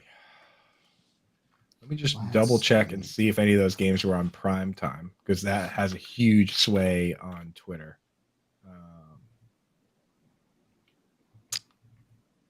No, none of those games were the primetime games. I'm gonna go with over though. I think Justin Jefferson was he was special and he crushed. I think over 50% of the people are gonna pick Justin Jefferson because quarterbacks don't really get the respect that they deserve when they have big games, and they don't really, people just don't get too as excited about it as they do as like a crazy wide receiver going off. So yeah, give me over 50% on that. Over for Coop. JL taking 42%. Coop taking the over. That's With fair. some guesses in the chat. Working grind with 60%. Getting the game. Tommy guessing 40. Dustin guessing 45. Woolsey Julian taking the under on your guess of 42. And they think Saquon will have been the most in that one. Maybe people excited about the Saquon bounce back game. We'll see. We'll see. I'd The be actual surprised. It's totally true. Could be. Mods, I see Evan Engram slander in the chat. Please get him out of my sight. Keith. Not tolerated. Keith, please, not tolerated on the show. Tommy says, what about Engram? I mean, dude, if they didn't pass interfere Engram on that pass at the end of the game, pass interfere my boy, they cheated. He would have had a better stat line, probably would have been on this list. So please, remove Tommy from the chat, put him in jail, whatever you got to do. Thank you. You say put him in JL? Put him in JL. Don't put him in me, please. Put him in JL where he can't Please. use the internet all day. That sounds worse than JL. Occupado. That basically is jail. All right. The Engram stats. Engram slander's been removed, so we can move on now. Thank you. Thank God. We can finally move on. With And the Working show. Grind gets it says, eat him up, Evan Ingram. He's going to kill it this week, right, Coop? Evan Ingram's as a lock. Yeah, probably not. But the thing is, we're rooting for him. We're pulling for him, dude. We're pulling for him. Is that probably not? Jay, good morning. I see JXC in the chat. Good morning. You're just in time for the results of our first poll on poll perception. The percentage of people that chose Justin Jefferson as the person who should have been the NFL Offensive Player of the Week in Week 1 was 47%. Ooh. Nice job, both of you. JL within 5, going to get you 3 points. Coop getting that one correct on the over-under, going to add 2 points to your score right there. Good guess. Close game to get this started. We had great guesses in the chat. Who guessed 45? Dustin with the guess of 45%. Only 2 percentage points off on that one. Also, JL, I lied to you. You get 5 points, not 3 points for being within 5. So the score is 5-2 after that round. 3 is for being within 10. 5 is for being within 5. The rest of this broke down. Justin Jefferson had the most with 47%. But then the second most was Patrick Mahomes at 28%. So maybe a little bit of respect over there at the quarterback with 5 passing touchdowns. Saquon Barkley not far behind him at 21%. And then A.J. Brown was last on this list with only 4% of this vote. Any surprises there on how this broke down for you? No, you couldn't pick really. A.J. Brown over Jefferson, right? So A.J. Brown, I knew A.J. Brown was going to be low because even though he had a great game, it's pretty much only Eagles fans picking A.J. Brown because Jefferson just had a flat-out better game. What are you saying, Joe? No, I'm just laughing at you. I agree with you. Wrist froze in the chat saying my starting wide receivers this week are Mike Williams and Michael Thomas. Is that bad? No. It's good. That's not bad. Yeah, That's I'd good. say it's good. Yeah. And sorry about your wrist. Hope it gets unfroze. Yeah. Wrist froze, exclamation point. But I mean, he could be talking about the way rappers do, in which case he means he has a really sick watch. I think the exclamation point might lend that, in which case, congratulations on your really cool watch. There we go. Oh, yeah, that would make more sense, Coop. That would make a lot more sense. I'm imagining he just accidentally fell asleep with his hand in the freezer. Okay, oh no, my wrist froze. He woke up, he's like, not again.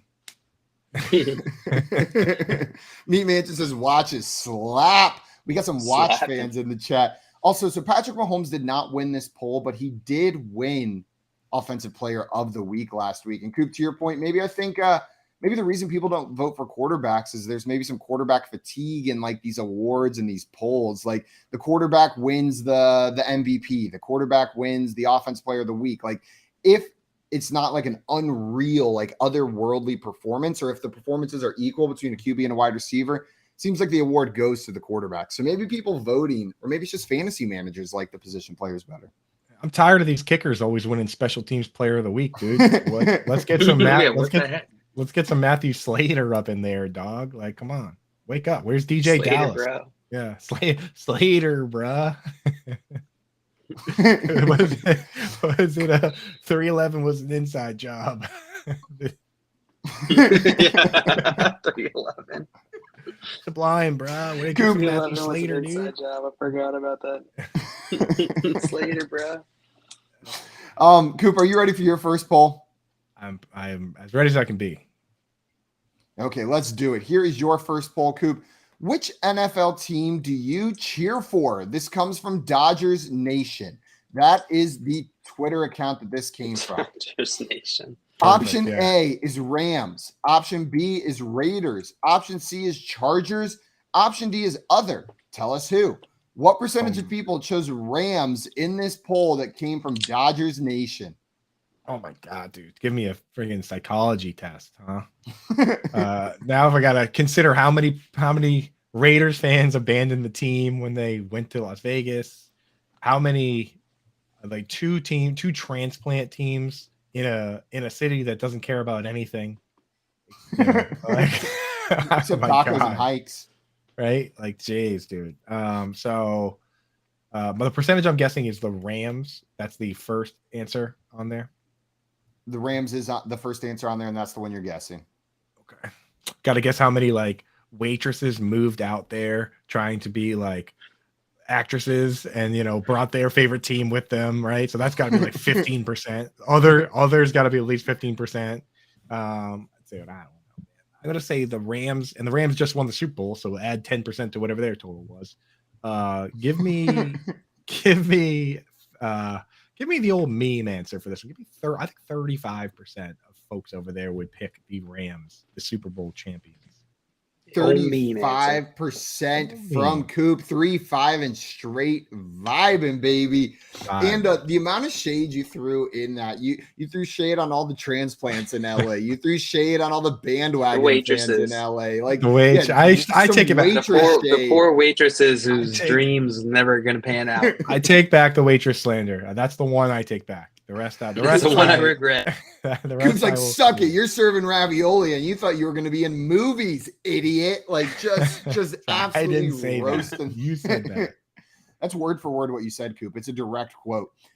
JL, Coop guessed 35% on the Rams side here. Do you think the actual answer, the percentage of people that chose the Rams as the team they cheer for, is over or under 35%?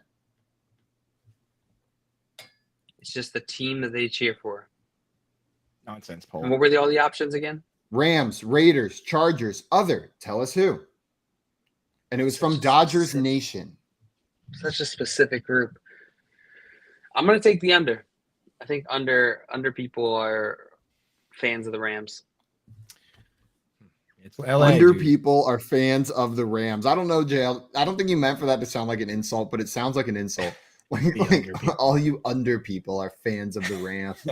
Like they live under a bridge, dude. All you waitresses. They live in South Central. Jay said, who's the new guy? I don't know. Some peasant that we let come up on the air with us is who that is right there. We had some guesses in the chat for this one. Working Grind with 72. Woolsey saying 40. Dustin coming with 28. And Kevin Tompkins in the chat, he says, I'm not playing your dumb game. I'm just going to say ravioli. Those servers are serving ravioli out there in Ravioli. Woolsey Julian says troll waitresses. Troll waitresses. They're all Rams fans. The bridge unders. The actual percentage of people that chose the Rams in this poll was 43%. 43%. Coop, your logic was just about spot on getting that one. You were within 10. Going to add 3 points to your score. And JL, you got the over-under wrong, so that's going to add nothing. Keeping this game or making this game tied 5-5 after our first two polls. We had a question from JXC before we get into our next one. He wants to know, would you guys start Alberto or Ertz this week? Coop, which player are you starting, Alberto or Ertz? I'm starting Ertz because, Rondell Moore's not practicing. DeAndre Hopkins obviously suspended. It should be a little bit of a better matchup for them this week. And by a little bit, I mean a much, much better matchup, right? Like I think, actually it's the Raiders. So, but that game is a 52 over under. Alberto wasn't super pleased with his usage. I know he got a lot of targets on the stretch there, but they used Andrew Beck a decent amount. Like for some reason, he got the first 3 targets. Another tight end got targets, and then I think the top targets on that team are Courtland Sutton, Jerry Jeudy, and Javonte Williams. So he might be the 4th target on the team now. Whereas when you look at what the Cardinals want to do, they don't really throw to the running back much. It's Marquise Brown and AJ Green and Ertz. I think Ertz just has a bigger piece of that pie. And, if he can contribute the way he did last week when he was a little banged up, him being a little more healthy this week, he's probably ready to rock and roll. I'm going Ertz as well. JL, is it Ertz or Alberto for you? I'll go with Ertz as well. Trifecta. And Tommy coming in here. I think this is the first Raiders not positive thing Tommy has ever said in his life. Says Raiders cannot defend tight ends historically. So maybe it's a better matchup than what we're thinking for Ertz in this game. Yeah. Now, Tommy, do you know if this is for Tommy and Craig and Loop? Do you know if Trevin Moehrig is healthy or what's going on with it? Is he? I know he got banged up last game. Is he playing this week? Because when you don't have safeties, when you're missing safeties, when you're missing linebackers, that's when the sweet spots open up for these tight ends. So probable for the game. Okay, so he will probably play. So not that great, but again, it's like when you have these teams that have pass rush and have corners but weak up the middle, that's when it's great for tight ends because you look for those quick dump offs. I think Ertz is in a pretty good spot this week. Alberto should be fine too. If those are your 2 tight ends, then you're probably feeling pretty good because this was a horrible week for tight ends. I've got a lot of people out there that have, like Hunter Henry and Cole Kmet, which I got teams like that too, and you don't really know what to do, right? So you got to be feeling pretty good about Ertz and Alberto. I would put Ertz in there. Absolutely. Working Grind wants to know, start TDP, Tyrion Davis-Price, or Isaiah Pacheco, PPR. Joe, which of those 2 guys are you starting, TDP or Pacheco, if you have to start one? I will go with Pacheco. I think Jeff Wilson's most likely going to get in San Francisco until we see otherwise. That's what I'm expecting. Pacheco, we could see him get some goal line work. I'm expecting this game tonight to be big time scores. I'm taking the over in this game. Big time Timmy Jim. Big time Timmy Jim. What about you? I completely agree. I mean, TDP was a healthy scratch last week. Pacheco was on the active roster and got the most carries on the team. Even if it was garbage time, I mean, they're favorites. Maybe there will be some garbage time. But I just want to caution people in Dynasty, don't drop guys like TDP if they're a healthy scratch. Damian Harris was a healthy scratch for his entire first season, right? Sometimes you have guys that know the playbook better. They're established. And, if you don't play special teams, then they're going to scratch you. But that doesn't mean that the guys playing that week are better than you. Maybe they're better at special teams than you. But we don't want our fantasy players to be good at special teams for the most part. We want them to be good on offense. So I'm not dropping TDP in Dynasty just because he was a healthy scratch. I'm excited to see what he can actually do if he can get out there. Absolutely. JL, we're going to move on to our next poll. Are you ready for your next poll? It's a tie game right now. You still got a shot in this one. I'm ready. Here is your next poll. Who would you rather have rest of season in full PPR? Cordero Patterson, Antonio Gibson, or sorry, those are the only two options. Cordero Patterson or Antonio Gibson. This comes to you from Heath Cummings. Wow. So Heath. Who would I rather have rest of the season? Cordero Patterson or Antonio Gibson. I think more people are going to be on the Gibson side of this. I'm going to say, man, Cordell Patterson had a lot of attempts. I'm going to say 49%.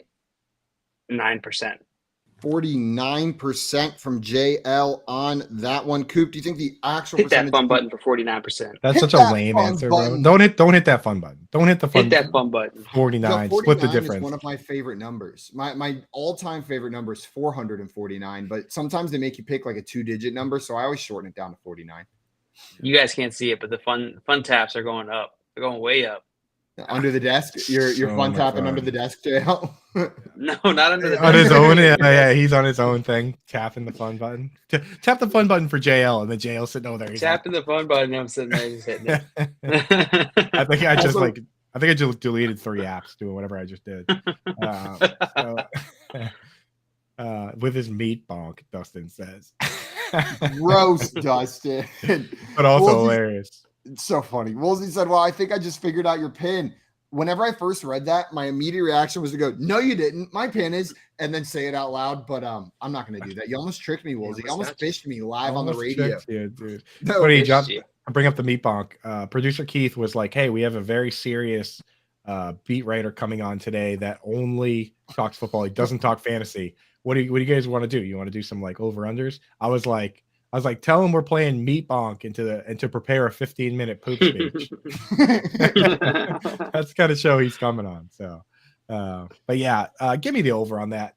I think the rationale is going to be that Heath Cummings is a sharp fantasy gamer. He probably has a lot of sharp followers that follow along to the news. They've probably heard by now that that Brian Robinson's timeline isn't as bad as you would think. I mean, when I heard gunshot, my first thoughts were like, is he going to play again?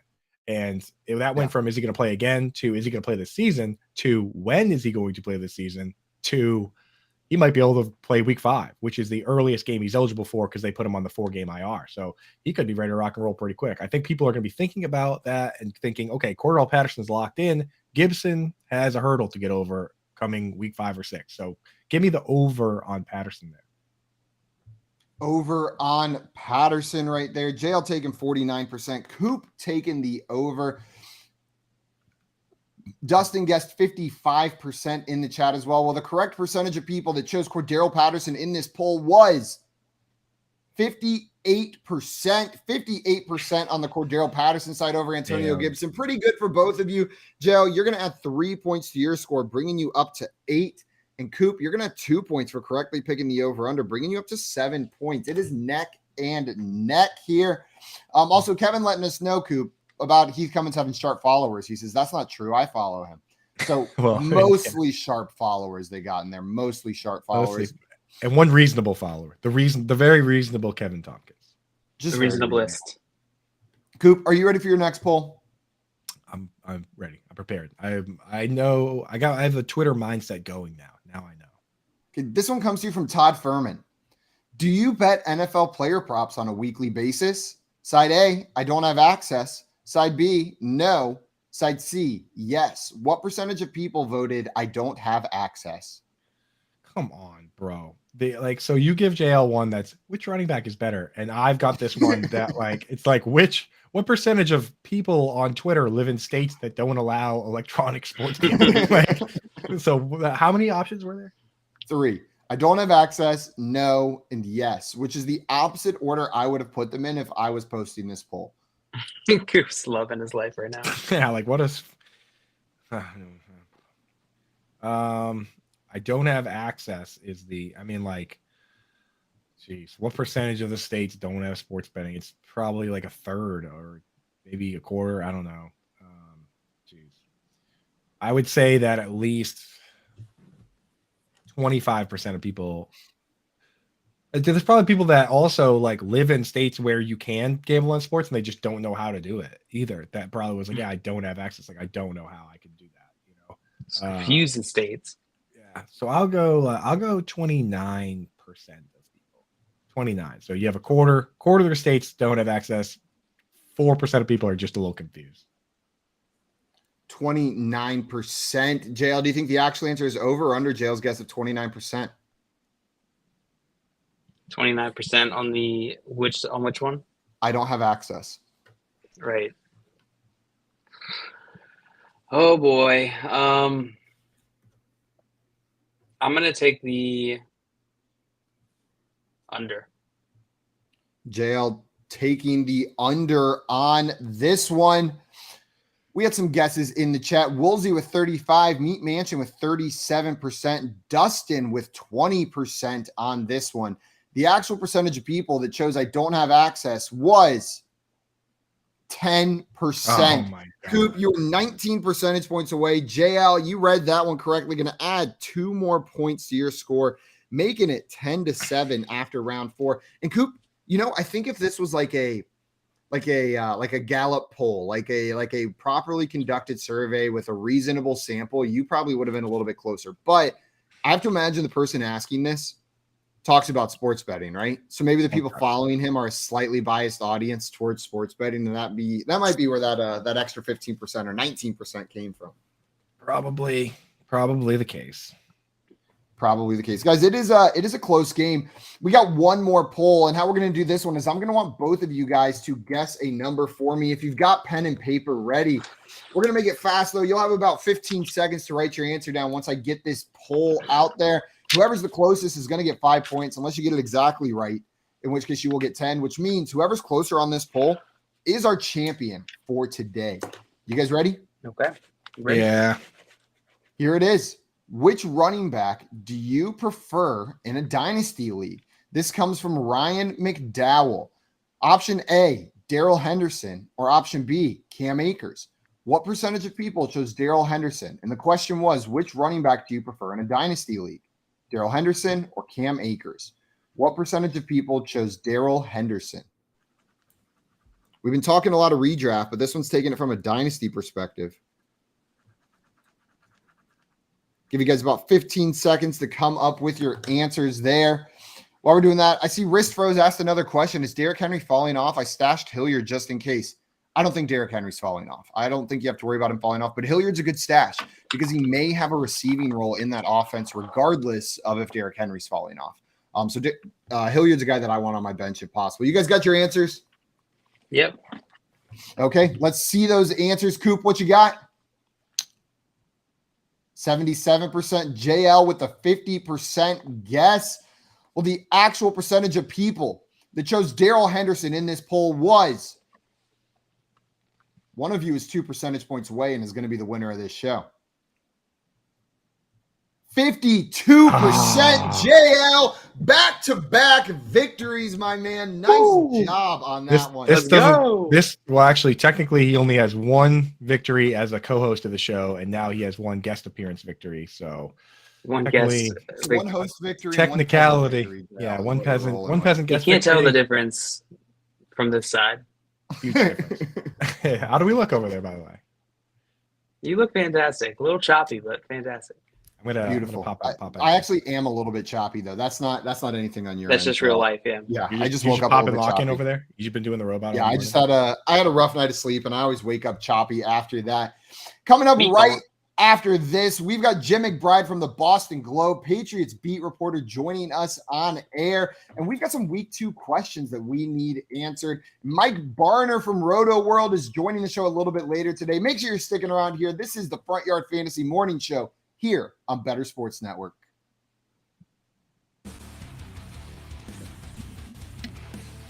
Kyler Murray is a petulant child. Yeah, well, he didn't have Rondale Moore, and I'm sure he probably mentioned that to someone as an excuse. Go. Yeah, no, he didn't have Rondale Moore, didn't have DeAndre Hopkins. It doesn't make a difference, bro. This dude right here, listen, you don't want to study your playbook, and it shows. This guy can't run this offense, you know what I'm saying? He needs DeAndre Hopkins out there, somebody, because of the fact that it's like once you watch him on tape, if you keep him in the pocket, that guy's a pitiful quarterback. Doesn't do a good job at all. Could not move that offense yesterday. He kind of reminds me of like, you know, like say if I was to go someplace, and tell my son, hey, when I come back, I need this place cleaned up. And then I come back, it's potato chips all over the floor, and you sitting here playing the video game. See, that's what Kyler Murray reminds me of. And then he comes in here and he has the audacity to threaten the organization. Oh, I'll go and I'll whitewash my Instagram and I'll take my talents out. Go play for the Oakland A's. Go play for that team that's playing at empty stadium. Please go play for them. If I'm the Arizona Cardinals, so we can get a decent quarterback in here and know what he's doing. That's a leader that respects his teammates. Because that guy is not Kyler Murray. It's not Kyler Murray. Kyler Murray's not that good, bro. He could be a decent fantasy option because he runs around and all of that stuff. You know what I'm saying? You can do that. But as a leader of men, Kyler Murray ain't it. He's not hitting on nothing. What do they say, man? Leaders eat last. Lieutenants eat last. What's that saying? Yeah, Kyler Murray would be the first one on the child line. Pushing kids out of the way. Pushing kids out the way with an Oakland A's hat on. So I'm gonna go play for the Oakland A's. Go sit up in that empty stadium. Be my guest. Oh, he wouldn't even make. I don't even know if he's good enough to make the A's. Yeah, hey, I took 8 years off of basebut, but I'm gonna I'm show up and play for the Oakland A's. He probably show up to the Oakland A's with the Arizona Cardinals hat on. I've had enough of this. I've had enough. Whitewash my Instagram of Oakland A's. I'm done with him. I'm done with Kyler Murray. I'm glad I don't have him on no fantasy teams. And like I said, it's not that he is not a bad fantasy option, but he's not a good professional quarterback. That's good. What position does he play in baseball? He seems like an outfielder, shortstop, right? He was short. Kyler Murray's a shortstop. Maybe, I don't know. What if he probably is an outfielder. I don't know. Whatever he is, I can know what he's not. He's not a quarterback. That's what he's not. Oh, let's make him a wide receiver. He probably can't do that either.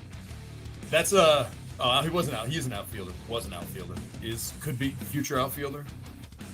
Go let him roam the outfield for the A's in that big empty stadium. I'm glad we both see this. It's interesting. Better Sports Network. It's Sports Talk. Sports Talk done better.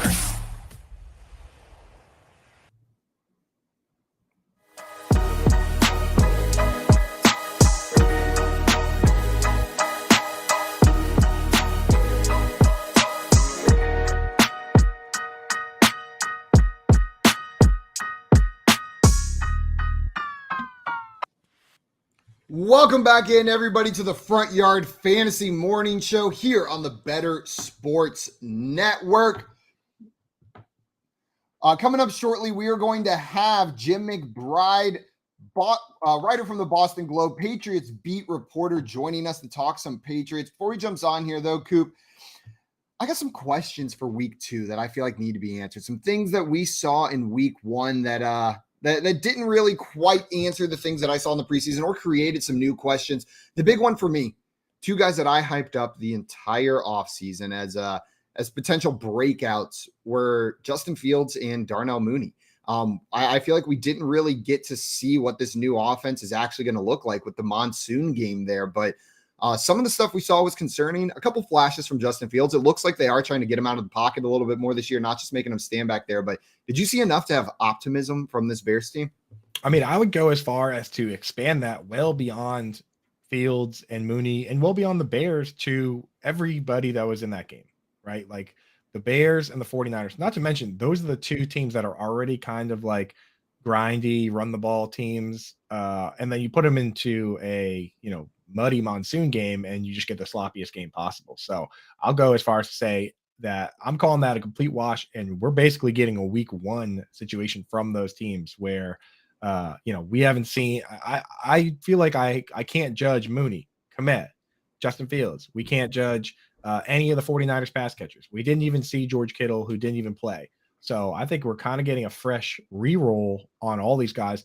If I have no one else, I'm willing to start the upside that comes with Cole Kmet. I mean, like he did. It's funny. It's like you look at some of these guys like Kmet, Hunter Henry. When you look at the per snap and per dropback numbers, they played the roles we expected them to play, right? They played a lot. They played a lot of snaps. They played a bunch of snaps in the slot. They ran pretty much all the routes. It's just that, when the team throws 20 times or whatever, you don't get a good look at it. On the flip side, you have a guy like Hayden Hurst who didn't actually run all the routes, but the team ran 100 plays. So it seemed like he did a lot. I mean, he caught 3 for 36 in overtime. If the game ended like a normal game does, he would have had 2 catches for 10 yards, right? So it's like you got to factor these things into your fantasy analysis. You have to think about it from the standpoint of we haven't really even seen this team. Now we get to actually see them. So I hope you didn't drop a lot of those players because the upside's still there for all of them. Yep. When a game is a murky quagmire like this one, it's hard to pull too much from it. Shout out Kevin Tompkins for that elite vocabulary. Murky quagmire. Love Can you it. think of a better way to describe this game than a murky quagmire? No, that's it. The poopy fart bowl, I think would be a little more but I'm not trying to be too artsy with, that's a little too highbrow for people. So I think murky quagmire is a little more in tune with our audience. I just Googled quagmire. First, a bunch of pictures of Family Guy, but then after that, it gives you the dictionary definition. Two different definitions. A soft, boggy area of land that gives way underfoot. That applies, right? That applies to the field. And then also an awkward, complex, or hazardous situation. Man, you got it working in double definition ways on that one, Kevin. That just upped the status of murky quagmire even a little bit more. Look up murky now. See if we can get multiple definitions. Like, is this like the double entendre? Dark and gloomy, especially due to thick mist. Right? It was murky. Also, look at the third definition. Also, not fully explained or understood. Wow, Kevin Tompkins with a double synonym showdown on us right there, dude. That game, murky quagmire, is that's the official name of that game moving forward. The murky quagmire. Both words have multiple definitions that apply to the game that we watched on Sunday. Now, Coop, from this murky quagmire, I feel like all the players we've mentioned have really been the receiving options as players that we can't take too much stock in, maybe the quarterbacks as well. With the way these running backs were used, are you able to extract anything from that information? You mean like Khalil Herbert was on the field a decent amount, 29% of the snaps, but looked good out there whenever he was out there. Maybe this new coaching staff wants to get Herbert more involved, or are you still not reading too much into the running backs from this murky quagmire either? We've seen it time and time again that over a long enough timeline, the box score is not as important as the underlying numbers, right? So when I look at it, if Khalil Herbert had carved out a particular role, say he got more carries, or say he was playing on all the pass downs, then I would be able to say, Khalil Herbert, I like in these situations. But when you boil it down, David Montgomery played 38 snaps. Khalil Herbert played 17. So David Montgomery played twice as many snaps. Montgomery played on 19 pass plays. Herbert played on 5. So right there, like, Montgomery is the preferred back on pass downs. Montgomery played on 19 rundowns. Herbert played on 12, and Montgomery got 18 carries to 9. So in every sense of the word, Montgomery was the starter. So we track that moving forward, but I see no reason to put Khalil Herbert in the lineup at this point because Montgomery, I'm not taking Montgomery out of any lineups based on that usage.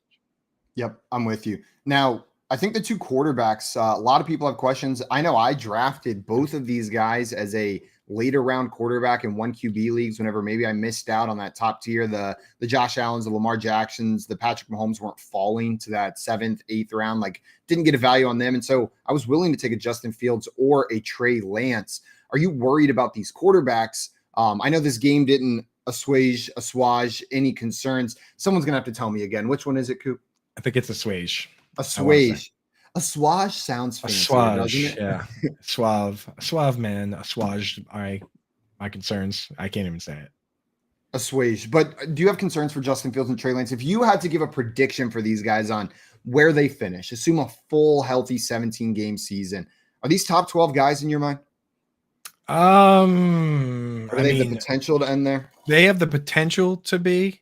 They have a potential to be top 12 guys, especially with the Trey Lance running 13 times, right? That's what you wanted to see. That's what offers that floor. Fields also ran 11 times himself, but we need to see him throw. That's going to be the difference maker because we've seen plenty of guys, do the rushing thing and not quite, move the needle enough to be up in that range. But you have to be pleased with the rush attempts because 10 rush attempts a game puts you in the, it puts you on pace to tie or break the record for rush attempts per game that is set by Lamar Jackson, which I think is around 170 or so. So you have to be pleased with the number of times they ran it. It's just the results aren't there. So this week's going to be huge in determining whether or not you can start those guys. But if anyone dropped them, go and add them right now. Both of them. You think these teams pull out wins this week? The 49ers 8.5-point favorites over the Seahawks. Are you taking the 49ers in a bounce back game? Yeah, I think the 49ers crush there. Vegas, they're usually pretty sharp on that. They don't get fooled by the week to week things here. They're not, they saw the Melvin Gordon and Javonte Williams fumbles. They saw the missed field goals. The Seahawks probably shouldn't have won that game. No. And then the Bears are 9.5-point dogs at Green Bay. You think they start out 2-0? They pull out the surprise win? Nah, I think Vegas has got that one figured out too. Yeah, I'm with you on both of those. It's hard to pick against an 8.5 and a 9.5-point favorite. It happens, but I'm not going to be the guy to make that pick. Coop, did you have any questions that you feel like need to be answered heading into week 2 as we're about to kick off tonight? Yeah, I do. There's one huge one, really, that could shift the entire landscape of one position, and that's this Taysom Hill situation, right? Like, why? Why do we have to do this again? I don't want to play this Taysom Hill game anymore. Like, if he were a quarterback or a running back, we would look at it and say, okay, like, there's no running back out there where you look at it and say, okay, this guy got 4 carries this week. I got to get him in a lineup, right? Like, of course he wouldn't. But because it's a tight end position and how bad of a week it was for tight ends across the board and how thin the position is, just the thought of maybe a rushing touchdown being on the menu at any given time is what intrigues people. So we're going to have to see whether he's going to be a featured part of the offense and get 4 to 5 carries. He only ran 4 routes, right? So, like, he's not – they said, oh, we're going to use this guy as a tight end. They didn't really do that much. Juwan Johnson played way more tight end than he did, and so did Adam Trotman. So we're going to have to see. If he goes out there and scores another red zone rushing touchdown, though, he needs to be part of anyone's tight end rankings. Right now, I'm not putting him in the tight end rankings because I don't rank guys that run 4 routes. I don't rank guys that get a couple gadgety carries. He's not going to have 20 yards a carry on the season average like he did this week. I'll tell you that. So you don't think he's going to maintain this tight end 3 overall that he had after week 1? He could, though. He could, but it's just not a risk that I'm willing to take. It's not something I do in my leagues where I set alignment. Like, I'm not going to click on – I already don't like touchdown-dependent pass-catching tight ends. So I don't like clicking on those guys and saying, let's flip a coin and see if he scores a touchdown. So I'm not doing it, but feel free to do it in your own leagues. Man, sometimes flipping that coin is fun, though. Know what I mean? Like, sometimes, like, I get it. You've got Mike Gesicki. You're sitting there, and you're like, well, I know what I'm going to get from Mike Gesicki. Like, it's not exciting to plug Mike Gesicki into your lineup, but it's exciting to plug Taysom Hill into your lineup. Now, it's not going to be as exciting whenever those 4 carries turn into 12 yards and nothing else, and you get 4 carries, 12 yards, and 1.2 points on the week from your tight end position. But, man, I'm with you, Coop. I can't do it. I can't buy in. I know the possibility. I know I could be missing out on one of those guys that could help you win your leagues, but I just view it as so unlikely and so inconsistent that I just can't do it. Can't do it, man. I'll miss out on the fun this year. If you guys have some Taysom Hill fun, I'll be missing out. I'll be sitting on the sidelines. I'm not playing the game. Right. People that actually had Robert Tonyan that year that he was like, tight end 4 or whatever, like they remember that you played the coin flip game and it was a lot of fun all through the second half of the season, through playoffs. You were flipping coins and getting heads and it was great. And then you got to championship week and he caught 1 pass and it wasn't a touchdown. And then you felt the pain that comes with trying to play the coin flip touchdown game. So that's my warning to the Taysom Hill folks. Like, this week you won the coin flip. Next week we'll see. Also, Dustin, and you're saying with Winston and Kamara dealing with minor injuries, I think he gets at least 4 direct snaps this week. So maybe do you feel a little bit comfier starting him this week with Winston and Kamara dealing with small injuries? Or no, that doesn't move the needle at all for you? Maybe in DFS, but then again, in DFS, everyone's going to be starting him. And like 4 direct snaps, what does that mean? Like, yeah, that could be – he could have 7 yards rushing. The Falcons clearly were not ready for it, but I think everyone saw what happened this weekend. I think the team that's coming in is going to be – when Taysom Hill's in the game, I think they're going to have a little game plan. Now you play the Buccaneers, who are a very serious and good organization. I don't think they're going to be like, oh no, Taysom Hill's in. We don't know what to do. You know what I mean? Like, just send people, make them throw it, and you'll probably get an interception. Like your tight end could throw an interception and have no rushing yards this week. Like, that's the kind of thing you're looking at here. So yeah, at least 4 direct snaps. Yeah, that's fine. It's just, again, that's a risk that you can take in your leagues. I'm not saying that it's not going to pan out for you. I'm just saying I'm not doing it in my leagues. Yeah, I'm with you, Coop. Tafsir had a question for us. Said, I have Lamb and thinking about trading him. CD and Albert O for Christian Kirk and Hawkinson or Freiermuth. Would you do that, Coop? I don't know if I would. Like, CD just still has higher upside, even with Cooper Rush. You know, Dax, they say Dak's going to be back some point halfway through the season. And I don't know if Hawk and Muth are that big of an upgrade over Albert O. Muth got the targets this week, but it was also an overtime game. So you have to factor that in. They played more snaps than they normally would. And then Hawkinson, you know, Amon-Ra St. Brown and DJ Chark came out and looked like the real deal. So did DeAndre Swift. So I don't know if I would do it. I'm starting Evan Ingram over Taysom Hill for sure. He got 4 for 4 on receptions, and he also had that pass interference that probably would have made it 5 for 5. I mean, you can never automatically assume it's going to be a catch. It's Evan Ingram, but you know, give me the guy that had 4 catches over the dude that ran 4 routes. I see Kevin in here saying, I love a serious team, as if the Saints are going to play the Springfield Slappies in week 3. They kind of are. Who are they playing in week 3, Coop? Actually, I didn't look ahead before. You're just throwing shit. It's probably the freaking Seahawks, isn't it? I hope it is. It's the Panthers. It's the Panthers. Yeah. So kind of slack. Not necessarily the Slappies, but there's some Slappies out there. Also, there's definitely shades of the Springfield Slappies, Kevin. They consider themselves a serious organization as well. Yeah. What makes the Bucs so serious, Coop? Like you said, the Bucs are a serious organization. What makes them serious as opposed to silly? Tom Brady makes them serious, man. Like, did you see him grab that lineman by the face and like he was threatened to chew his eyebrows off? Like, I was cracking up. He was like spitting in his mouth. He was so close. Grabbed him by the collar, just dead serious. He was like sucking his soul out like a Dementor from Harry Potter. It was like, you know, like it was pretty gnarly. And I've seen him yell at every running back at some point for missing their blocking assignment. You know, keep putting Keyshawn Vaughn in the doghouse under the stadium, locking Keyshawn Vaughn in the brig of the pirate ship for missing blocks on that team. So I feel like that team is very serious. And when you're a 45-year-old quarterback who is pretty much, you know, being told by his wife that he needs to retire, you're taking things pretty seriously. Yeah. I think I would pay to have Tom Brady grab me by the collar and yell in my face is like an experience. And he would get even more mad because I'd be smiling the whole time. I'd be like, this is so cool. And I'm like, you walk away like, never washing my face again. You know, like a big like spit on your forehead. Tom Brady, you should start selling that fan experience. Get yelled at by Tom Brady. Maybe let them get blown up by a defensive lineman first. Know what I mean? Just get absolutely blown up by a defensive lineman running past you, and then Tom Brady comes over and yells at you. And Kevin said, usually you pay double for that kind of action. Yeah.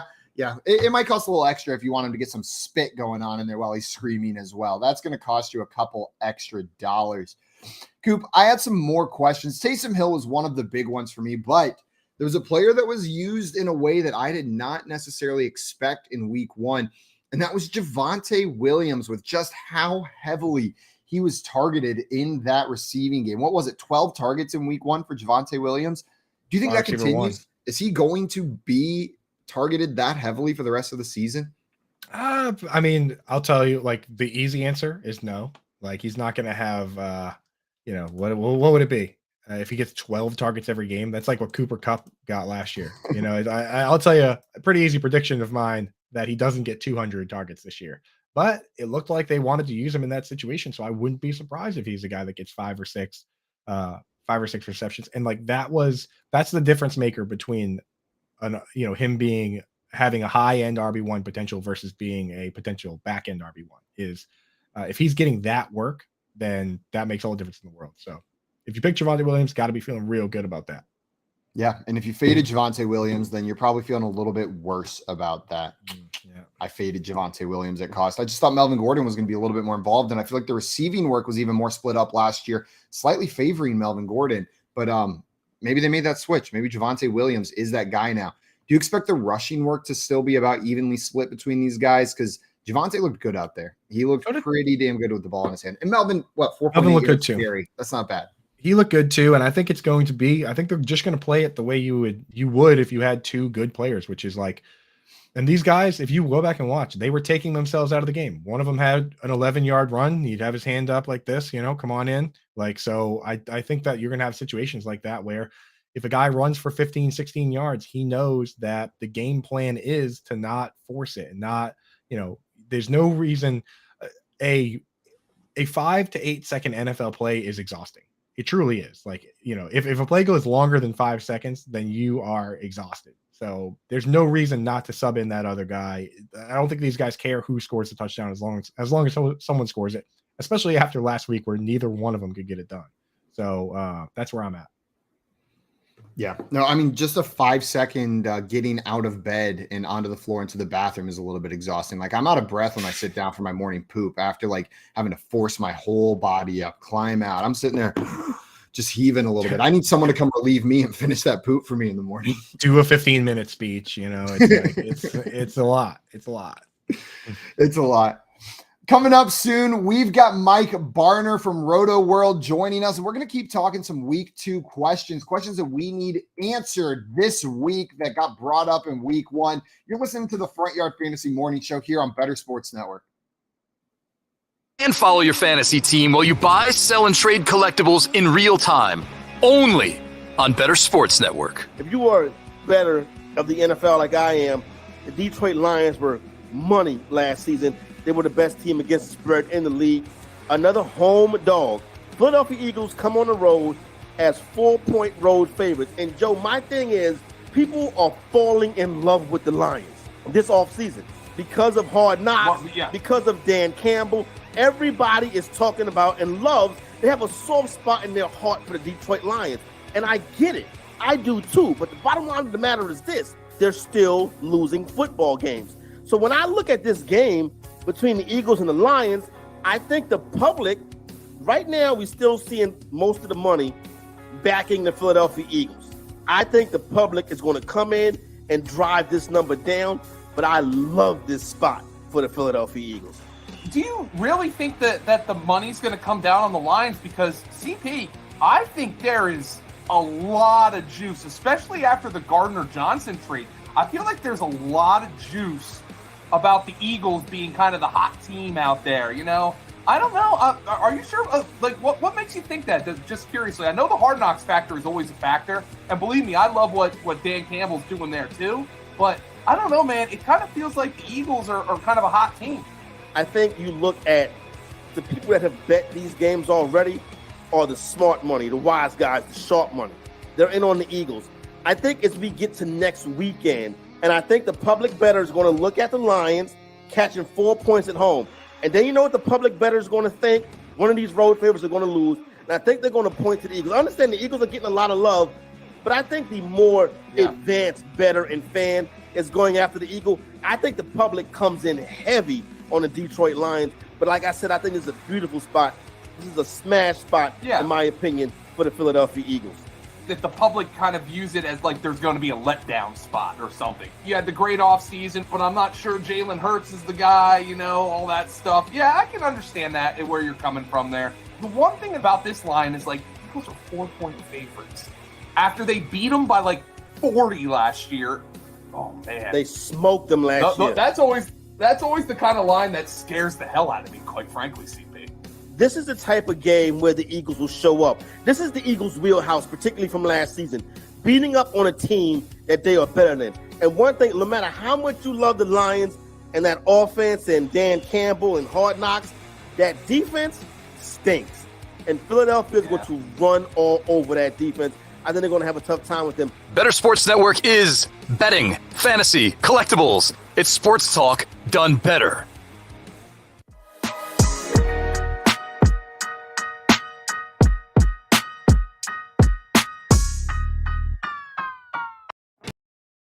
Welcome back into the Front Yard Fantasy Morning Show here on Better Sports Network.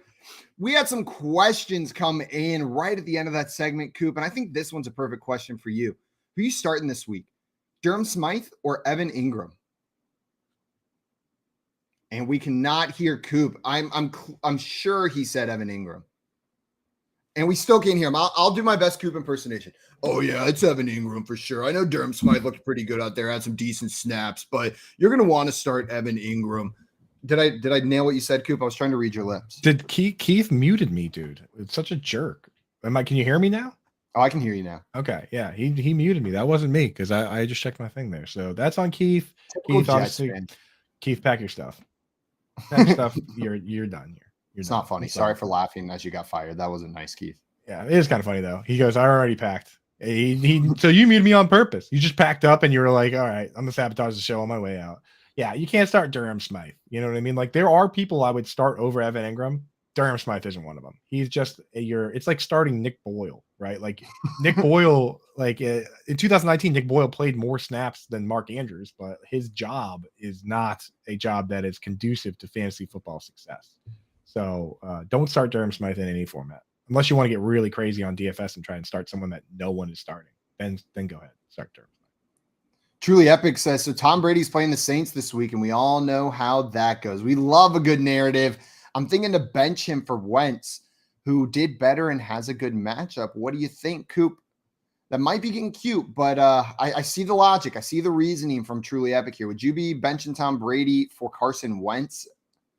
Yeah, I mean, like historically speaking, Marshawn Lattimore has been an absolute thorn in Mike Evans' side to the point where, like, I feel like half these games they're getting in some sort of physical altercation and someone's getting thrown out of the game. Like, and in my opinion, if Marshawn Lattimore and Mike Evans both get thrown out of the game, as has happened at least a couple times now, that's a win for Marshawn Lattimore, right? Like, your job is to take Mike Evans away. If you can take him out of the game, even better, because you know they have other corners, but nobody has more Mike Evans, right? So that's the way I look at it, and it's really going to be on Julio. Chris Godwin's been the one that stepped up in the past when that stuff happened, but you don't got Chris Godwin. So I don't mind that play at all. I'd say go for it if you're feeling good about Wentz. He's got a good matchup. He's got good weapons. He looked good this week. Yeah, I'm still plugging Tom Brady in if this is my decision. Like if I'm sitting there staring at my lineup, I'm still throwing Tom Brady, and I'm going to trust that. I want to see it one more time against Carson Wentz, against not the Jaguars. I know they're just upgrading to a slightly better cat going against the Lions. It's not some crazy matchup that they got going on, but I'm gonna play Tom Brady. I'm gonna play the stud. I'm gonna play the guy that I drafted to be my QB1, and we'll see what we got with Carson Wentz. I like you having him on the bench at least, but like Coop said, they are close enough with the matchups that if that's the call you want to make that call. You know what I mean? That's part of the fun of fantasy. Sometimes you go, maybe this is a slightly lower outcome of happening, but I want it to happen. I want to see what happens if I plug this guy in my lineup. Working Grinding here said, is Melvin Gordon going to make J. Will last past 30? Well, at least till the end of the season. And I think that's part of the Broncos plan, right? Keeping these guys healthy. There's no need to force the work onto one of these guys when you've got two great running backs. So I definitely think health is a part of their strategy here. Yeah, for sure. Philly Max says, I have Evans in my flex. Should I start Palmer, Hardman, Landry, Mike Williams, or Drake London over Mike Evans? Would you start any of those guys? Let's go ahead and cross out some of these. Palmer, Hardman, Landry. You're not starting those guys over Mike Evans, right? No. The only one I'm considering is, and I'm not starting Drake London either. So the only one I would consider is Mike Williams. That team sounds stacked. Here's what I would do. I would make a trade, try and do a 2-for-1 trade for take Mike Evans and Mike Williams and try and do a 2-for-1 for like AJ Brown or somebody who's just completely set and forget. I think I'm still starting Mike Williams Mike Evans even with the matchup. He's a star, right? And he had more of those problems back when Jameis Winston was quarterback. With Tom Brady, it's not as bad. Like it's not as terrible a matchup for him. So I'm still going to start Mike Evans. I don't know. Are you going to make that swap? Oh, I'm just laughing because they came in and said, I also have Chase and Juju, no trades. What the hell is this, a 3-man league, Philly Mac? That is insane. What a wide receiver core. Juju, Chase, then you're deciding between Evans and Mike Williams as your third guy.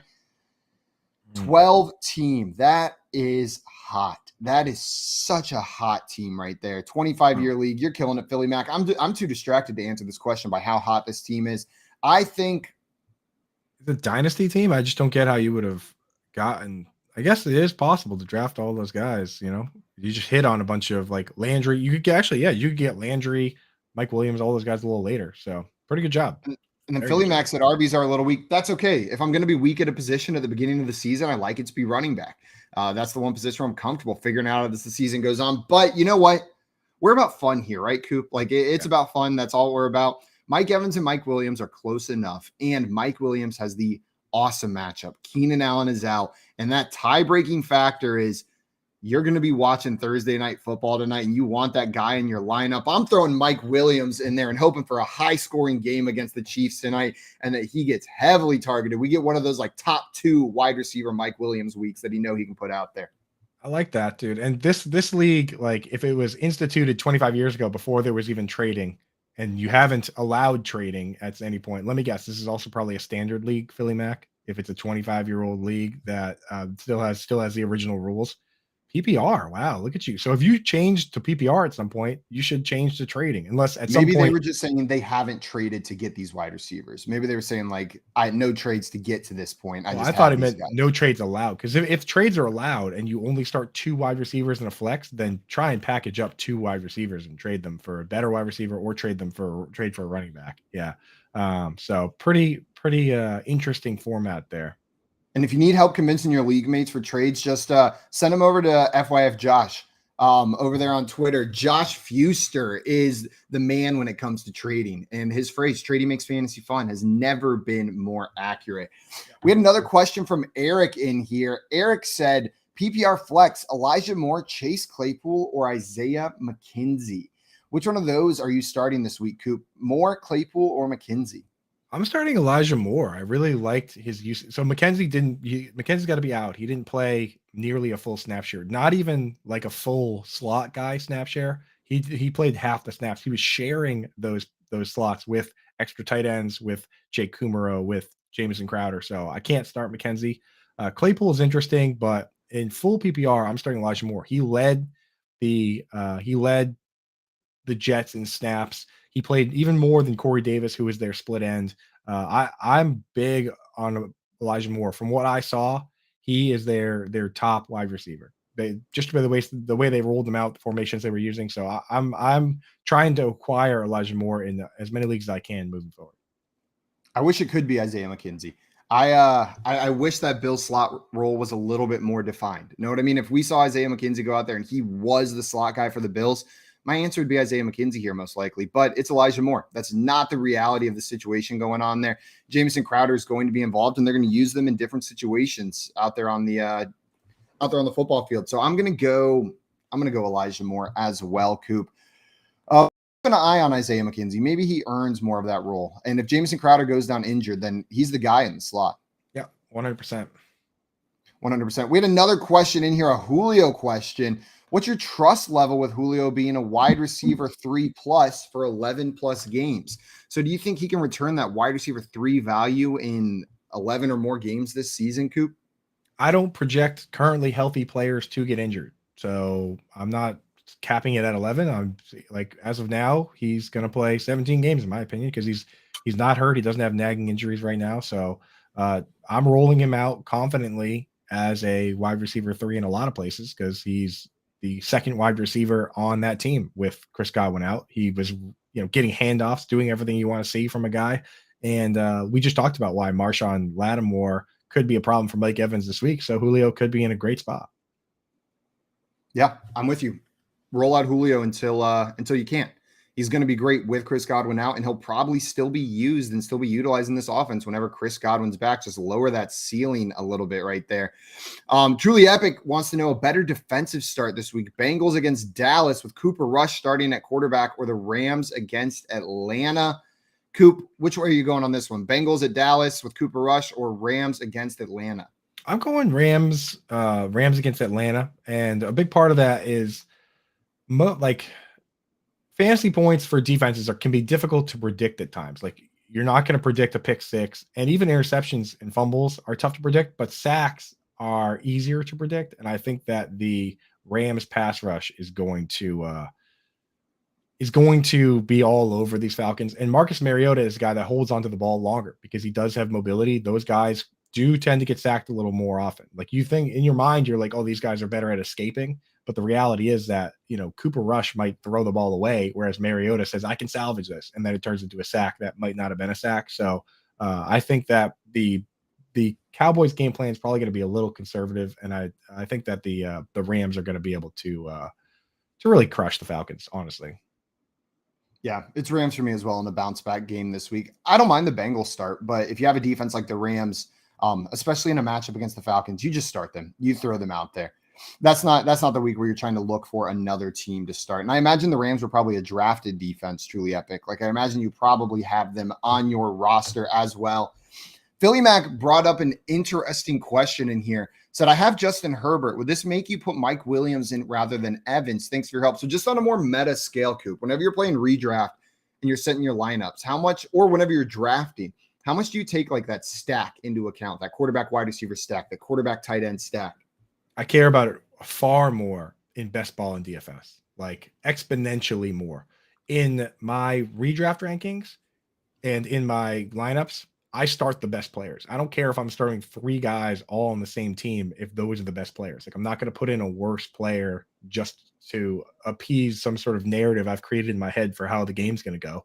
Like look at some of the way some of these games have panned out. Like look at some of these seasons, like seasons with Drew Brees, Michael Thomas, and Alvin Kamara. Like you didn't sit there and say, oh, well, I can't start all these guys because the Saints are too, they can't score this many touchdowns. Yes, they can. You know what I mean? So like the over-under for this game is 54. Don't go away from don't go away from certain guys because you have too many guys in the same matchup. And on the same token, I will use that as a tiebreaker at times. Like say it's Mike Williams versus somebody and I have them dead even. I'll start the guy that's playing with my quarterback just to try and stack it up a little bit. But I don't care about stacks as much as I do in the other formats. I don't know, Simon, how do you lean into the stacks to where my question would be, say you've done your wide receiver rankings independently. Would you lean into a stack to the point where you're starting Mike Williams over someone else that you would in a vacuum rank higher? If they're in the same tier, I may do that. Know what I mean? If they're in the same tier, I'll do that. Even if they're a little bit lower in those rankings. Say one guy I have at 10, one guy I have at 16, but I've got those 6 wide receivers or 7 wide receivers all in the same tier. I may make that move. And the reason being, every time you put a player in a different game, a different situation on there, you need one more thing to go right? Your average result is probably leveled out a little bit, but in order to get that max result, you need one additional thing to go right. Justin Herbert has to score a touchdown and Mike Evans has to catch a touchdown. Whenever you put Justin Herbert and Mike Williams in there, one thing, one play, and then you get the bonus from both of those guys. Now, that being said, if it doesn't happen, it's a negative for both of these players, right? But I like taking that little just I don't know if I call it an edge, but making it so that fewer things have to happen for my fantasy team to ball out the way that I want it to. So especially in like a matchup that I'm not favored in, I'm even more willing to use that as a tiebreaker, right? Because it makes it more likely that one event could cause my team to blow up. Yeah, and I think that this is a perfect example where I think Mike Williams and Mike Evans are in the same tier for me. And it was a question we were already debating between the two before. So if you have Justin Herbert, go with Mike Williams and just go big, right? In that situation, I think that's where you do lean into the tiebreaker. But I don't go crazy. Like you don't start Mike Williams over Jamar Chase just because you have Justin Herbert. But you start him over Mike Evans just because Evans has a bad matchup and you have Justin Herbert. Exactly. I'm with you. But what a problem to have, Philly Mac. What a problem to have with those wide receivers. It looks like it's official that Keenan Allen is going to be out tonight. We got that official word. Tommy wants to know who gets his receptions. Is it the backs, the tight ends, or the other wide receivers? So we've talked a little bit about this. We just talked heavily about Mike Williams, but and we talked about Austin Eckler earlier. Is there anywhere else where you're expecting these targets to go? Maybe some tight end action. Yeah, I mean Gerald Everett. People are high on him. I'm recommending to start him over a number of guys. I'm going to come out with my updated rankings for this week. I already did the rankings like for season long on Tuesday on my Twitter. I'm going to put out the same graphic, but with the weekly rankings on there. Everett's going to be high because, without Keenan Allen, he has a chance to be the second or third target on the team. But so once Keenan Allen comes back, Gerald Everett probably kind of turns back into a pumpkin a little bit. So just keep that in mind. Throw him into the glob. We always refer to the tight end glob. There's like the names that you can start. There's guys that live outside of the glob, the Mark Andrews, the Travis Kelce's, the Darren Wallers. But then there's some guys where the situation removes them from the glob for a little bit. I think Gerald Everett might be a little removed from the tight end glob now, but it's pulling him back in. He's going to get back there eventually. Would you start Gerald Everett or Dalton Schultz going up against Cincy with Cooper Rush throwing him the ball? I would start Gerald Everett because you've got a similar situation over there, except the worst quarterback. Yeah. What about Dallas Goedert or Gerald Everett? think I would start. I think I would start Gerald Everett. I think Devonta Smith has a bit of a bounce back. I mean, Dallas Goedert had an okay game, but it's not like he got like riddled with targets himself either. No. I think he just had 4, right? So he actually got the same number of targets as Devonta Smith. Yeah, I was curious how high it was going to go. I'm not going to go too much higher because then we start getting into the Kyle Pitts, Darren Waller range of players. And I think we found that line pretty early. Coming up next, we've got Mike Barner of RotoWire joining us on the show. And then we're going to talk a little bit at DFS for tonight's game to wrap it up at the end. Make sure you stick around. This is the Front Yard Fantasy Morning Show here on Better Sports Network.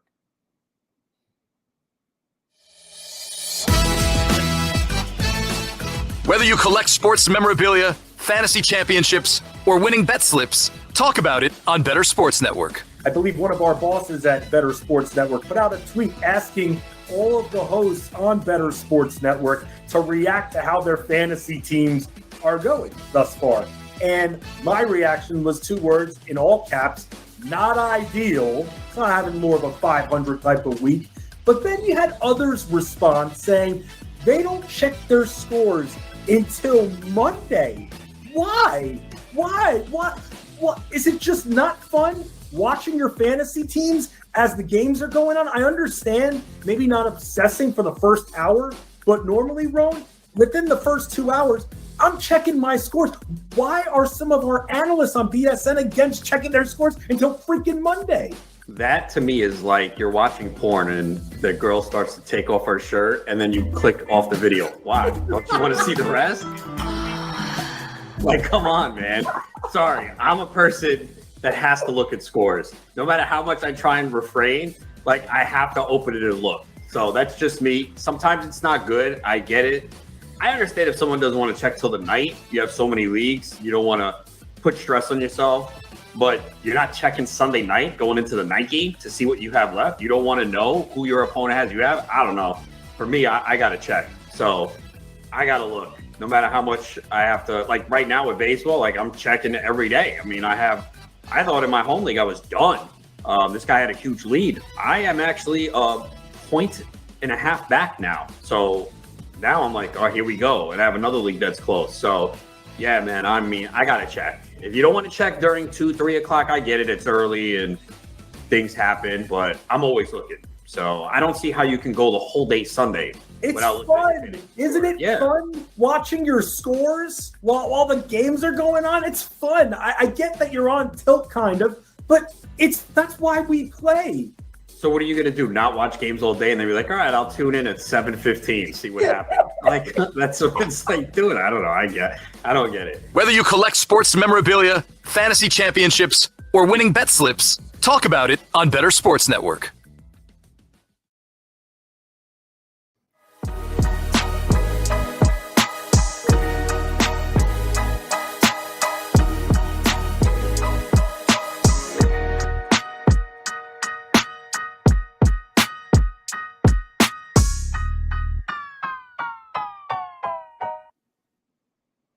Welcome back, everybody, to the Front Yard Fantasy Morning Show here on Better Sports Network. We are about to have Mike Barner join the show. He is a fantasy sports and betting contributor over at RotoWire.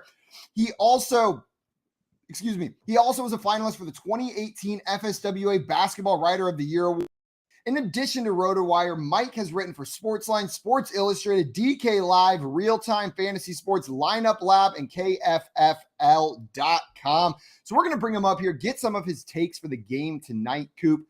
I'm excited. I'm just excited for this game, for this Chargers-Chiefs game. The more we talk about it, the more hyped I get. Like, what a good Thursday night matchup we are getting. 2 weeks in a row, I feel like they're doing us pretty good with these Thursday night games. Killer, dude. Killer. I mean, I'm sure we're going to have some down the stretch that are like the Jags games and stuff that are sloppy. And once the injuries start, the Thursday games start getting a little messier, right? Because it's like they compile as the season goes. Like the week 15 Thursday game, everyone's banged up, but we're early enough in the season that not as much wear and tear. So these games are actually awesome. So I'm excited.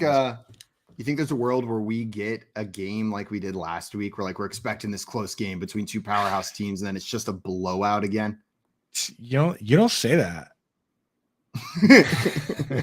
Shut up. Shut up, Simon. Shut We're up. assuming it's going to be an awesome game. Do not put that out into the ether. All right, my man. You're right. Get in the game. Tommy saying this game could be the AFC Championship. Could you see this as an AFC Championship matchup? Could very well be. And coming from Tommy, who typically would insert his Raiders into any AFC Championship situation, that's saying something. So, I mean, any one of the teams from the division could honestly make it to the AFC Championship. So these division games are going to be awesome in the AFC West all year. And these are the second and third most likely teams to make it or to win the AFC. The Bills, obviously, number one at plus 300. You got the Chiefs at plus 450 and the Chargers at plus 750. Do you like the juice on the Chargers at plus 750 to win the AFC? See that happening? I mean, it's not too bad. Not too bad a line. I had them as my kind of.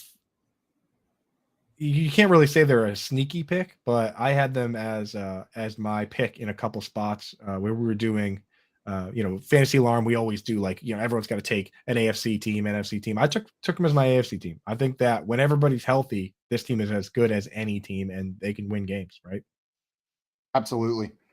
Guys, Mike Barner is going to join us right now. We're going to talk a little bit about this game, get some of his favorite bets for tonight, and just general advice. And I'm sure Mike's just as excited as we are for this Chiefs-Chargers game this early in the season. What's up, Mike? Hey, good morning. Yes, I am just as excited as you are. This is going to be a fun game. It should be a fun one. I am hyped. I can't wait. I'm hoping. I just put it into the ether out there that we might get a game like last week, and I'm taking it back. I'm trying to draw that negative energy that this isn't going to be like a 50 to 45 barn burner just out of the world. I can't put that out there. Yes, Simon, don't be saying that. We have guests here, please. Okay. Yeah, no low totals here. Let's go lots of points. Exactly, brother. Yeah. Nothing but overs. We love the overs here. That's right. Mike, speaking of overs, I know you're a bit of a betting guy. You know what's up whenever it comes to these. Are there any player props for tonight's game that you look at that sheet and they just jump out at you as this is the one. This is what I'm playing tonight. Yeah, I've got an article coming out on RotoWire later today. I did hit 3 props that I really like for the game tonight. They're all on the Chiefs side of things, just kind of the way I tended to like it. I did Travis Kelce over 76.5 receiving yards. That's at minus 140 on the DraftKings Sportsbook.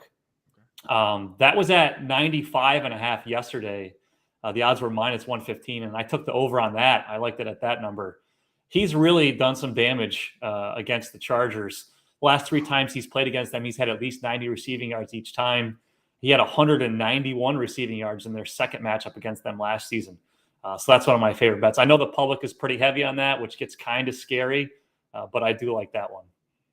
We're not fading the public on that one. I'm with you. And that's what I was going to bring up. 191 yards, 10 catches, and 2 touchdowns the last time they played. We'll see if the Chargers can stop him, but it sounds like you're not thinking they can. That Travis Kelce's just going to eat in this one.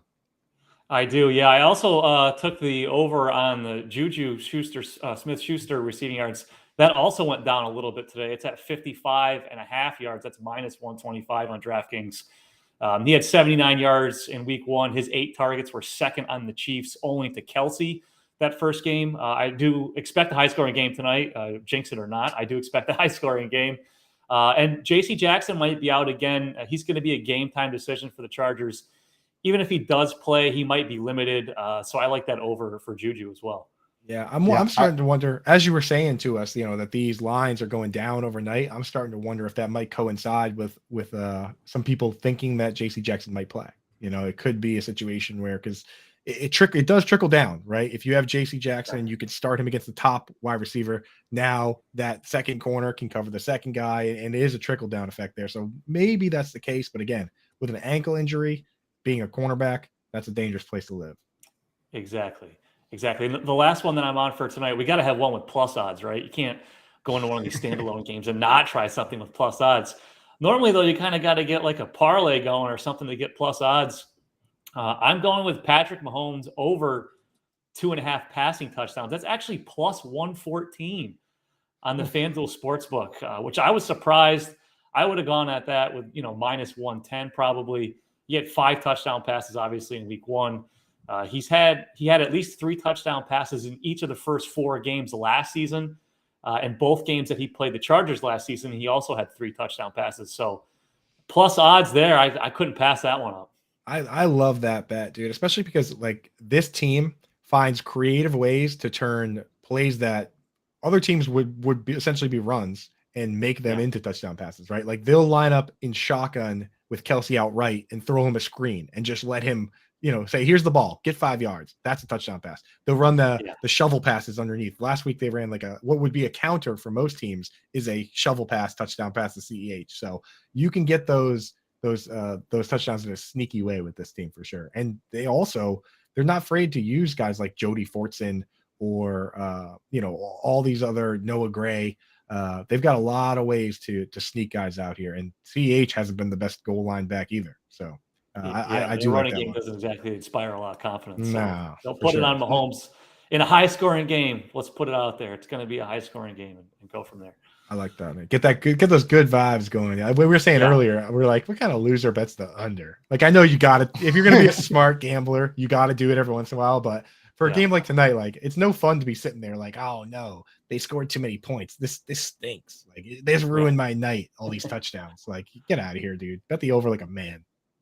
That's right. Is there any maybe like if you're really excited for this game, there's like the weird emotional hedge where you're going to be disappointed if this isn't a high scoring game. Like if this game has less than 50 points, you're going to be sad. So you could just take the emotional hedge on that over, or on that. You could take the emotional hedge by betting the under on this game tonight. Yeah, you could go over on those player props. And if you want to hedge it, you could just bet the under on the game itself. That way, at least it's not a total flop for you if it does end up being an unexpected low scoring game. No, but it sounds like I was expecting that third one to be Patrick Mahomes after your first two were Patrick Mahomes receiving options. It makes sense, right? Like you went through Travis Kelce, you went through Juju. You're probably high on Patrick Mahomes for this game. You have to be. Now, another receiving option we were talking about earlier, and Coop said, I'm basically hands off on this line, was for Marquez Valdez-Scantling's receiving yards. He was on the field for 73% of the snaps last week, more than any other wide receiver out there. And on the FanDuel Sportsbook, his receiving line is set at 45.5 yards. So Coop was hands off, says, I'm not touching that one. Not over, not under. I'm just not playing with it. Are you in agree with him there? Yeah, I don't want any part of that either way. I'd like to see another week with him in that offense. I think Juju is more locked in as the top receiving option, but I don't know what Valdez-Scantling is going to end up becoming yet. So I would like to wait at least another week to see how that unfolds. Exactly. And then here's the thing is that whether you take the over or the under, you got to pay the juice, right? And I think that because of with these high ADOT field stretcher type guys, like it becomes a coin flip. I'm like, you can go to your buddy Pete at your lunch break at work and ask him to do a coin flip for $50 and you can get even odds, right? Like don't go and do this MVS coin flip, right? And pay minus 115 or minus 120 or whatever it is to do it. So that's where I'm at with that play. Agreed. Yeah, absolutely. Mike, I had a question for you. So we have a finger trap here that means a lot to us. And I want to know if there are any finger trap games this week. We were looking at some of the favorites earlier. The Packers big favorites over the Bears, the 49ers big favorites over the Seahawks. Are there any of these favorites this week that you think could be in a finger trap game where you might be willing to take the money line on the underdog? I don't know if I'd go money line, but I do worry. I do worry about the 49ers again this week. It's, a lot of people are just throwing their hands up in the air saying, well, that was a weather game for the Bears, for their loss there to the Bears, but both teams had to play in those conditions and they still lost. The offense didn't look great. Who knows how healthy Kittle's going to be this week if he can play. I believe it was plus 8.5 on the Seahawks there. Now, granted, the Seahawks won that game because the Broncos basically gave it away with those fumbles there at the goal line with the two running backs. But I don't know. That's still a lot of points. I don't feel good about taking a money line, but I definitely feel more comfortable taking the points there with the Seahawks. Yeah, Seahawks points.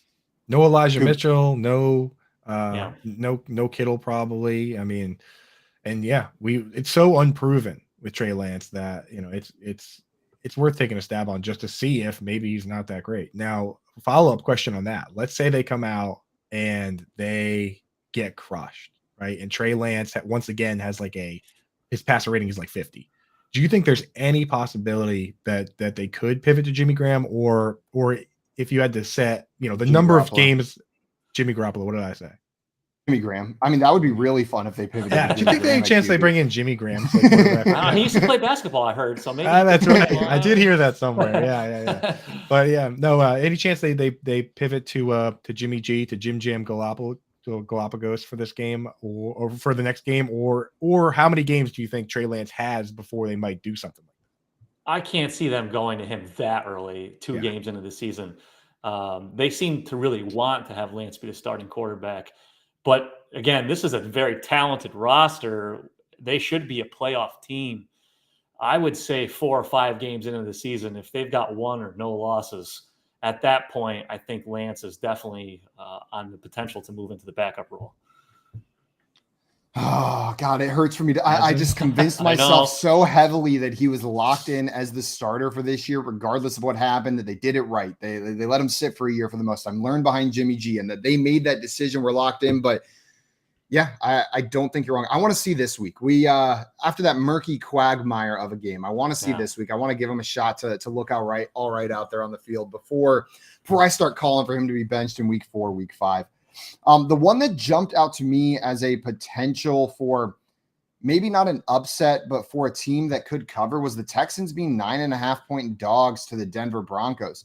That Texans team looked a little bit better than I thought, and the Broncos team looked a little bit worse. I know they fumbled on the 1-yard line right there, but I think I might take the points with the Texans on that one. What do you think about that?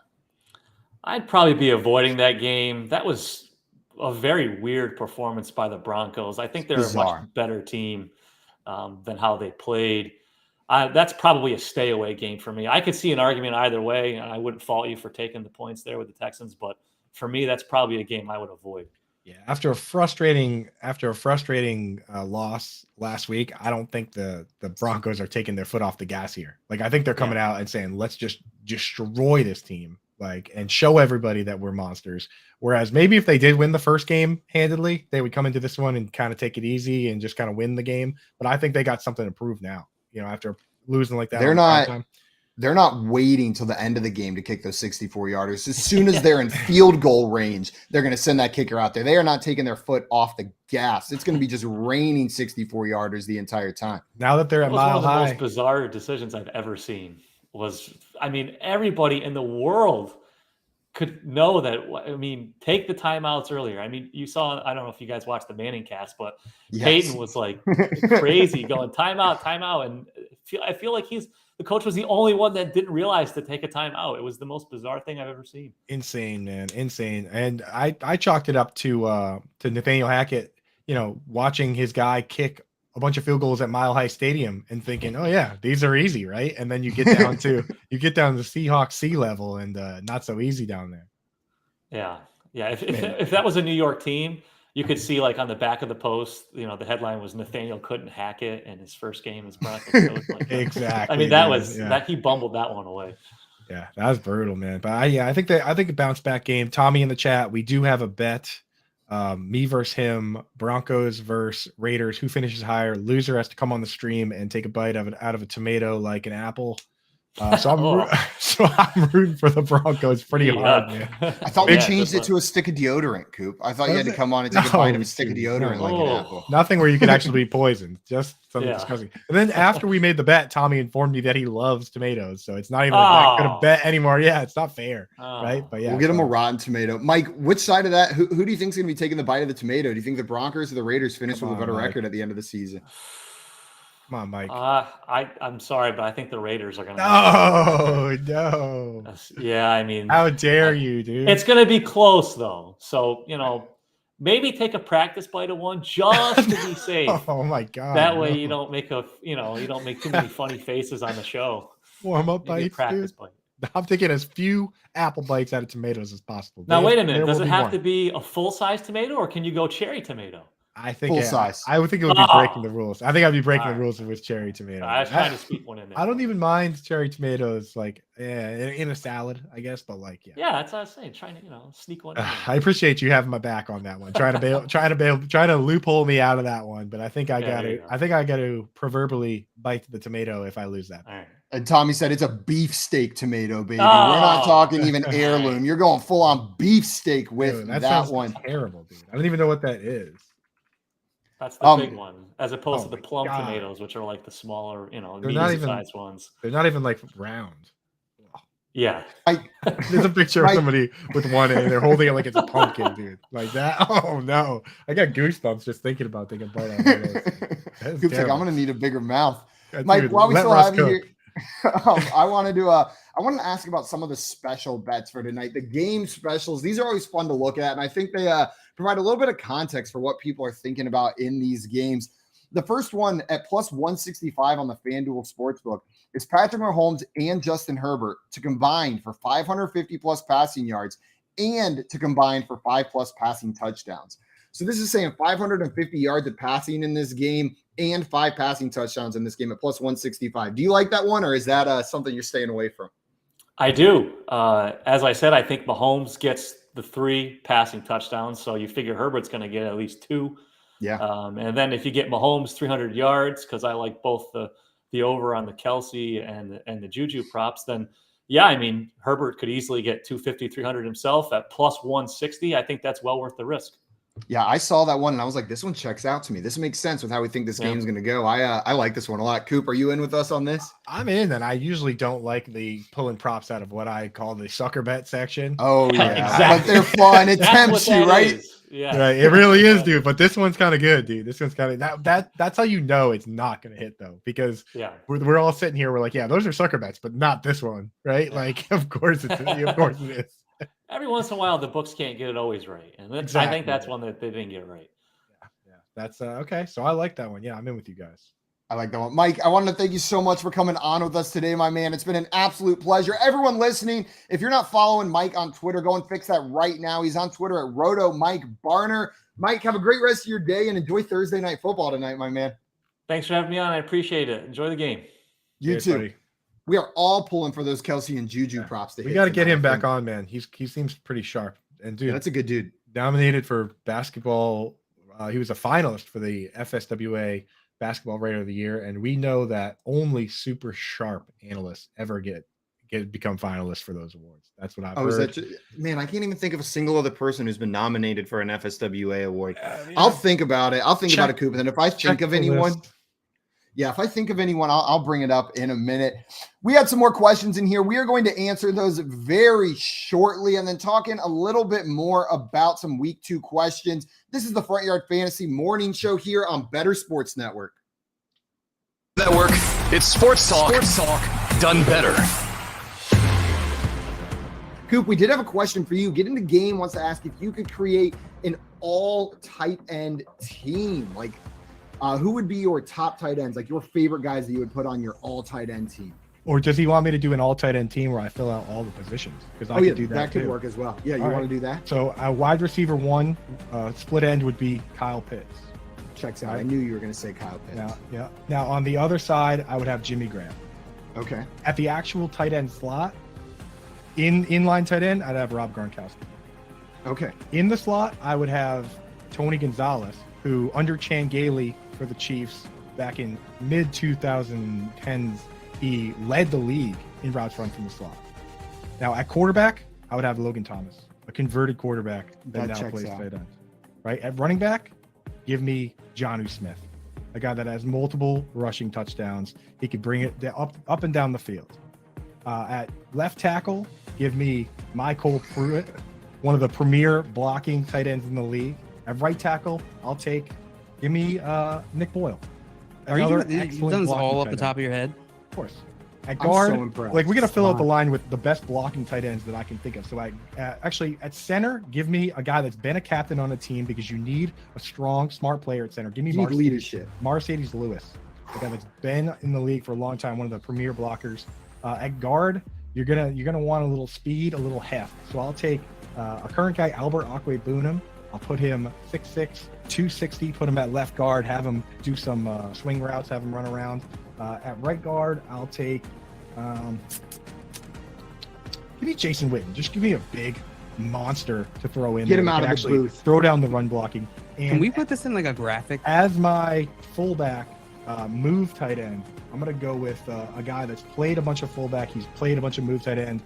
Very underrated. Give me Chris Cooley, former Redskins tight end, move tight end Chris Cooley. So that would be my all-time tight end offense. If you need Now radio personality. I in the DMV. I am so impressed. Not just like you didn't just pull out those names and you didn't stop after the positional guys. You said we're talking O-line here too, because that's an important part of the offense. Coop, I could not put together a better all tight end team right now. Now put I a full depth chart together. You'd be insane to do it. Punter, I feel like Coop. I feel like a maniac just having done that. But who's the punter and who's kicking field goals? Punter easily is going to be Algie Crumpler, because right off the top Best of my name head, I've ever heard. kind of sounds like punter. Seems like he could boot the ball. Crumpler the punter. Algie Crumpler punter.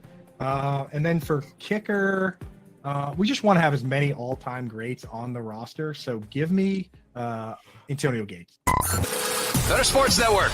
It's sports talk done better.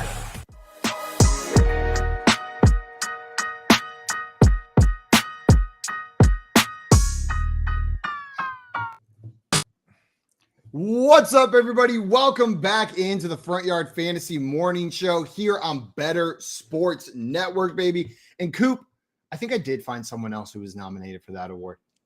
It was you. You were nominated for that award. I thought about being mean again and saying somebody else's name, but Coop, award nominated for that tight end work you do over there, right? I've been nominated. The funny thing, I've been nominated for two things.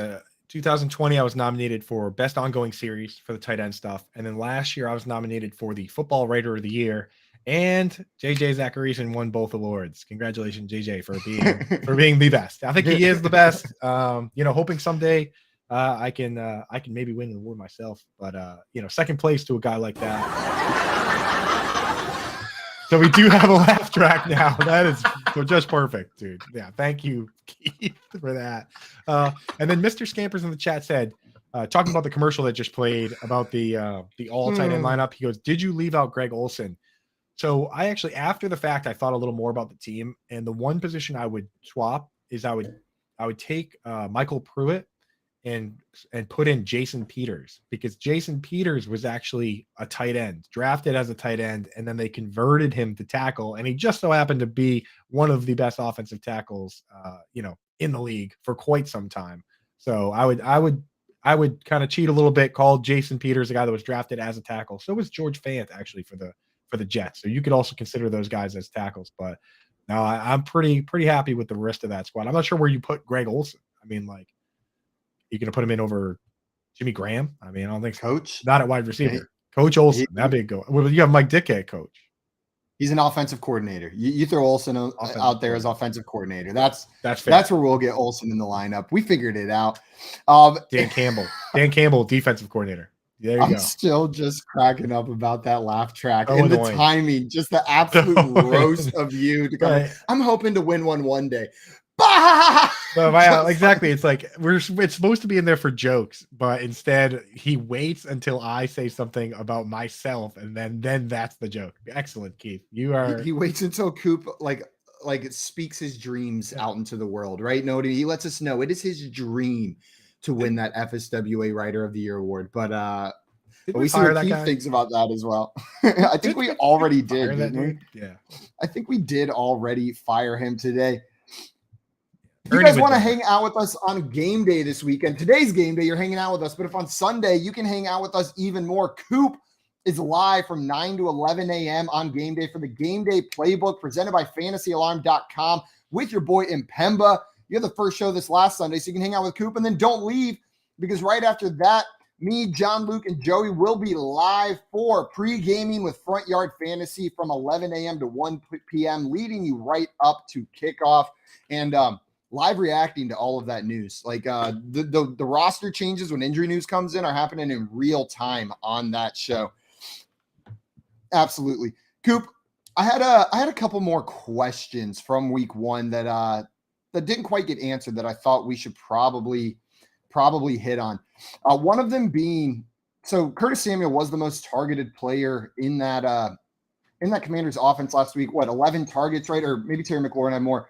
But who do we think is going to be the primary target? Is it going to be Curtis Samuel? Is McLaurin still the one there? Do you think Dotson's role grows? And I know you're the tight end guy, so let's not forget about Logan Thomas. I think Logan Thomas's role is going to grow since he only played 50% of the snaps, but still got 6 targets. Like they really do like him a lot. He plays 100% of the snaps when healthy. When I look at this, like I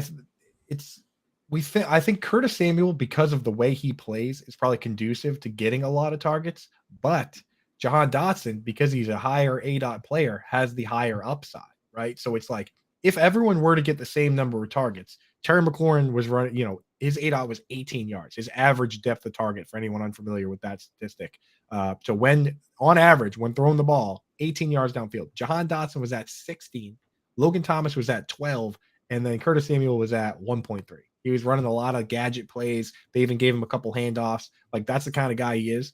That dude needs the targets to be fantasy relevant. The other dudes don't necessarily need as many. If on average you're 16 yards downfield when you get the ball thrown to you, you only need 6-7 targets, right? If you're 1.3 yards downfield and you get 5 catches, you might only have 30-40 yards. So that's the difference maker for me. If you're going for the most upside, Jahan Dotson was the guy you wanted to add. If you're in a full PPR league and you just wanted the safest guy in your lineup, Curtis Samuel is that guy.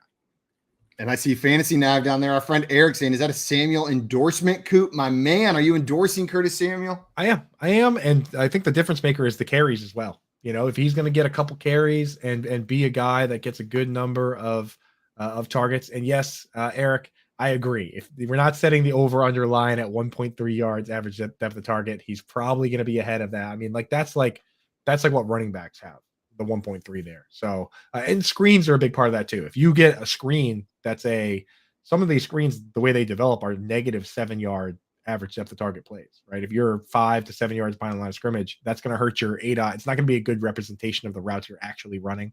So I imagine the over on that is probably right.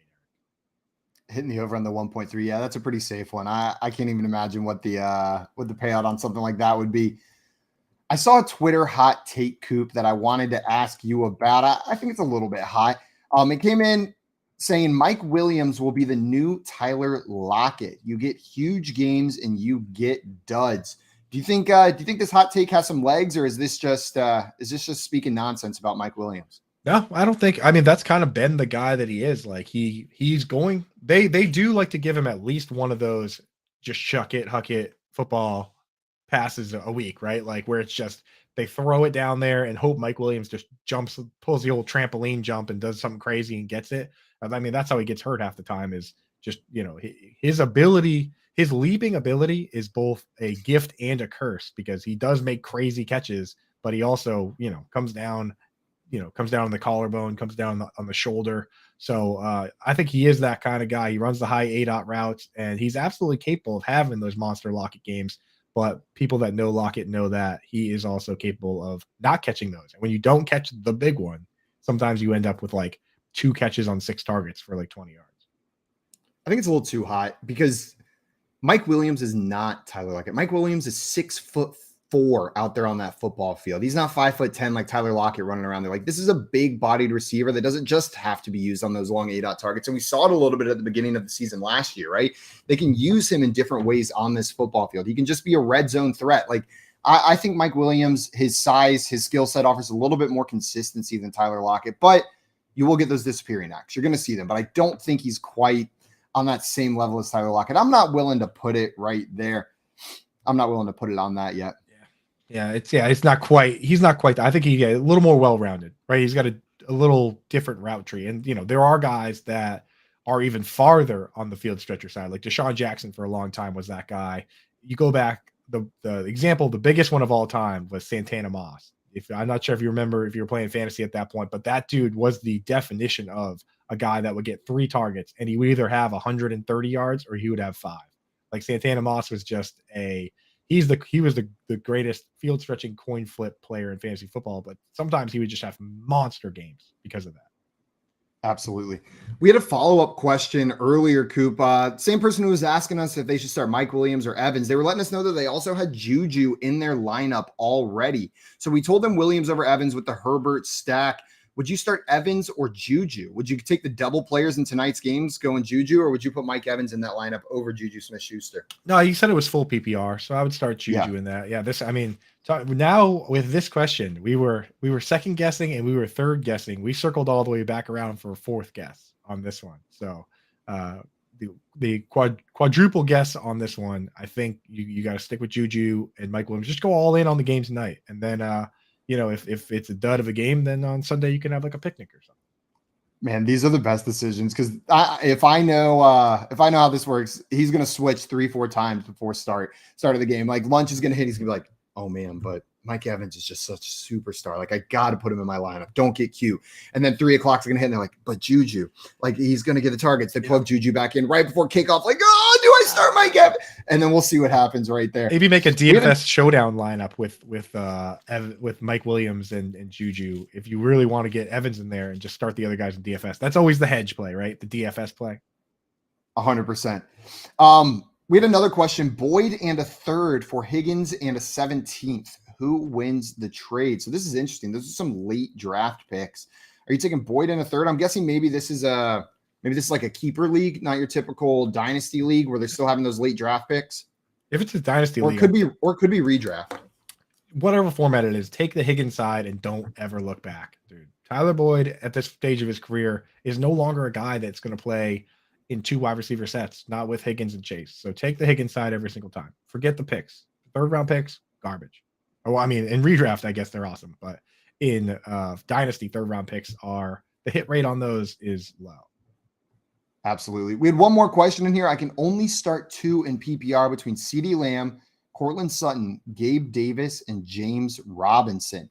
Which 2 of those 4 are you starting, Coop? It's CeeDee Lamb, Cortland Sutton, Gabe Davis, and James Robinson. James Robinson. Okay. What was it? Full PPR? Yes, full PPR. So I'm going to start. I think I would start Sutton for sure. I like the way he looked. Got a decent number of targets. I honestly, man, you can't go away from CeeDee Lamb. But Gabe Davis looked good. Like I was off Gabe Davis this offseason, and he played virtually every snap. Exactly what you wanted to see. But he is still kind of a Adam Thielen type that either scores or doesn't. Like not like he got peppered with targets. I think I would go CD and Sutton and just hope that Cooper Rush is competent enough to throw to just pepper his best wide receiver. I was hoping you went a different route. I was hoping maybe you went away from CD so that we wouldn't be saying the same thing, but I'm putting CD in there. He still was heavily targeted last week. It didn't pan out. He didn't look good, but he's still going to be the primary target because look behind him. It's nobody behind him in that offense. Now, I will not say I fell into the trap too many times, and I'm not falling into it again. I'm not going to say who the hell else will they throw the ball to, because turns out there's lots of people on a football team that can catch the ball, even if it's not the names that you're thinking of. But we still see that over there. Fantasy Nav said 3rd round picks are exclusively exist to get deals done. Just that little that little trade sweetener. They grease the wheels, dude. That's it. Grease them out. It sounds like you use 3rd round picks and maybe a little bit of fab in the same way, Coop. Like you or no, you like to get fab a little bit. I like to get the fab back. I like to get the fab back. Like just whenever I think a deal is done and it's even, I say, I'm not sure I love it. Can you throw in like 5-10 bucks fab? And then now, hey, if you did that this offseason though, and say you were a 0 RB team and you did that this offseason and managed to make a trade to get 105 fab, you got Jeff Wilson if you wanted him, and you're starting him this week. So it is a sneaky move. And then, yeah, you're right. On the flip side, I'm the one that takes, I'm like, yeah, I'll throw in a 3rd, whatever you want. Like, you want some of my old socks too.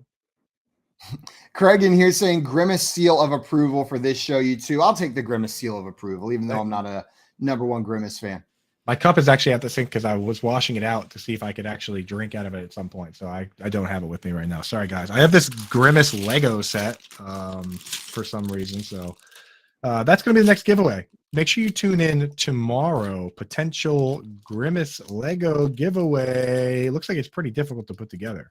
Coop, how many people in the world do you think have multiple Grimace items in their room? Like where if their one Grimace item isn't in there, they've got one more that they can have as a backup on ready. Probably just me, Craig, G-Man J, and then the rest of the boys over in the Grimace Discord that I'm in, that I'm actually in, because I think that's hilarious.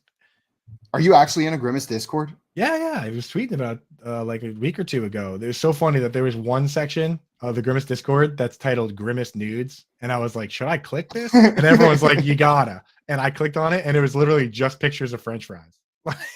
Perfect. Everyone, join the Grimace Discord to see the Grimace nudes, and then stick around here. Moose and Keith are coming up live next for the next 2 hours, and you've got lunch money presented by Fantasy Guru after that. We'll see you all tomorrow morning, bright and early at 7 a.m. Until then, though, we are out of here. Adios, everyone.